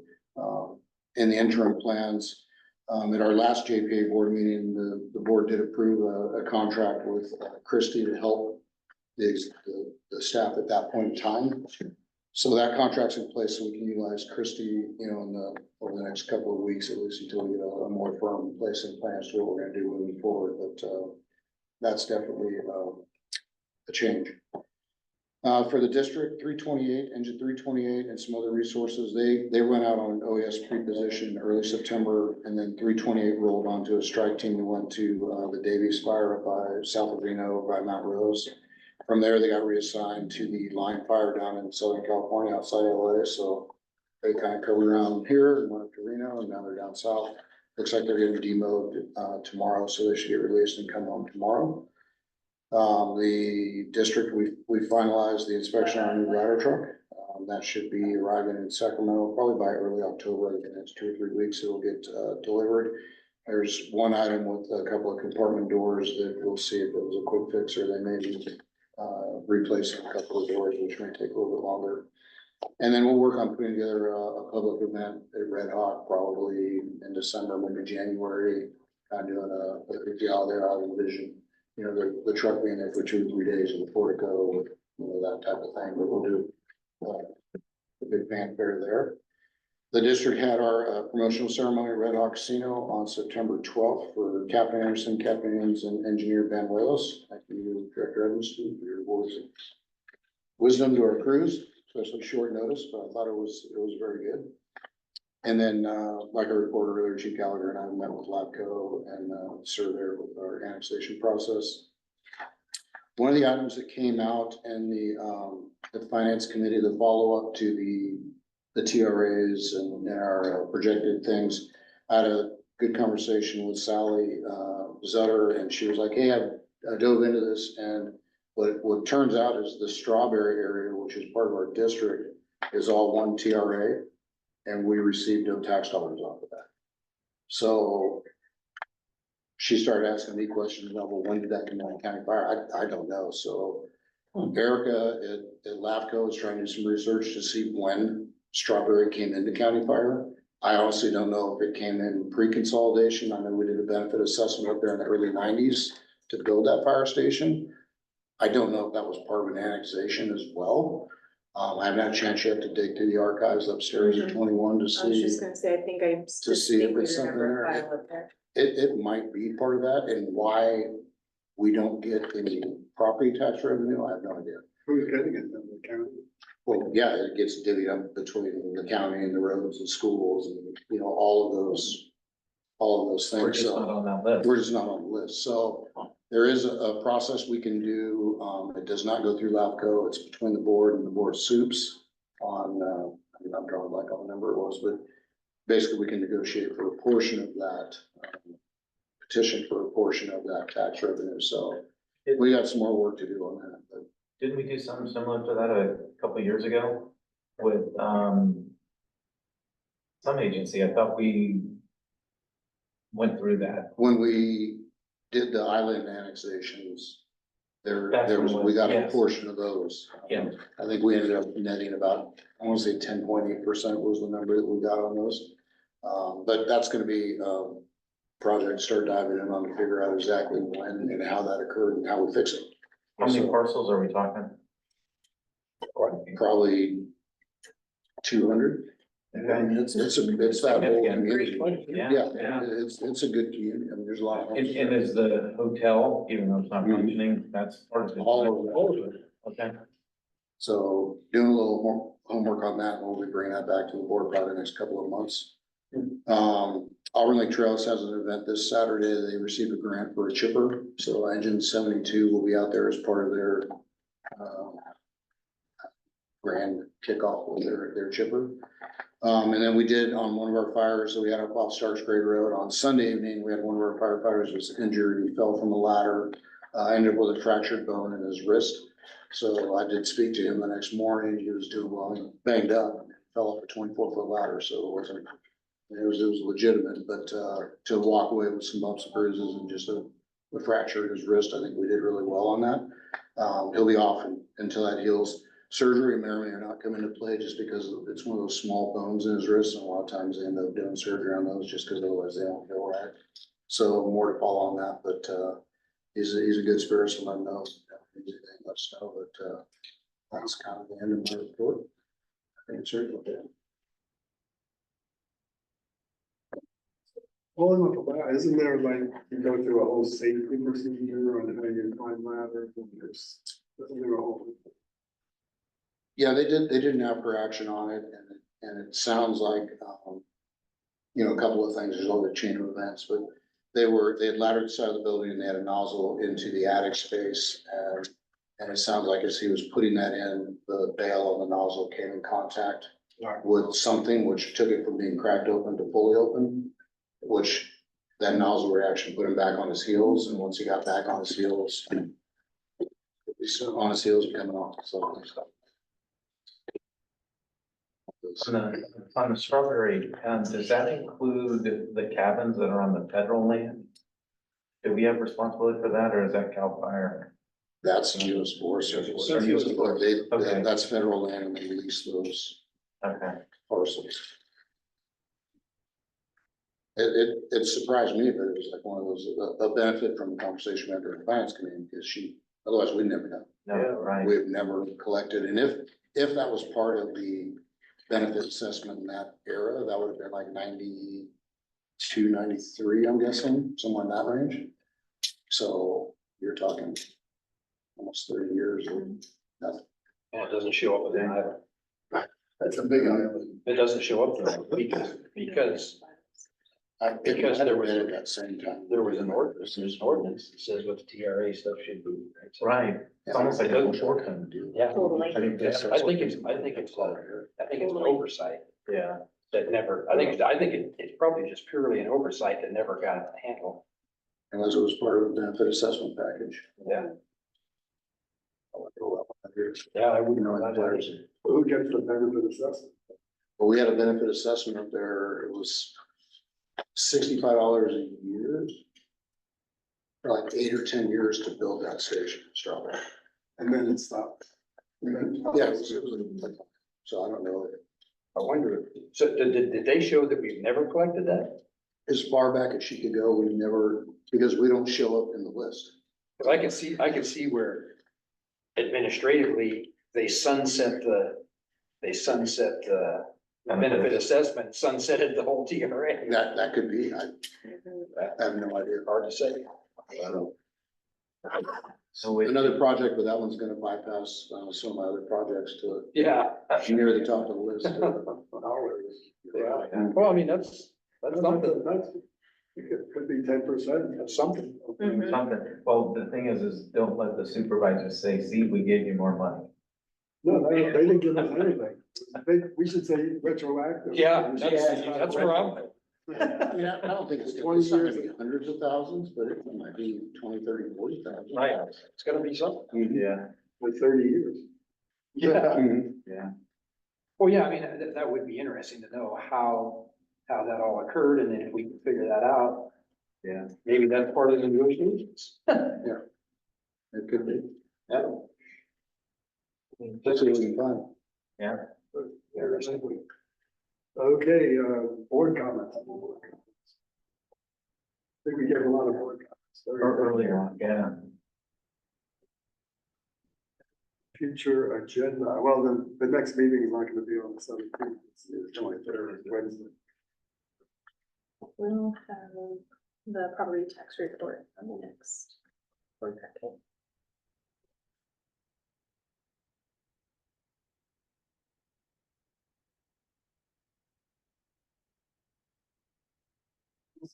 Motion to adjourn. So moved. Second. All right, all in favor, aye.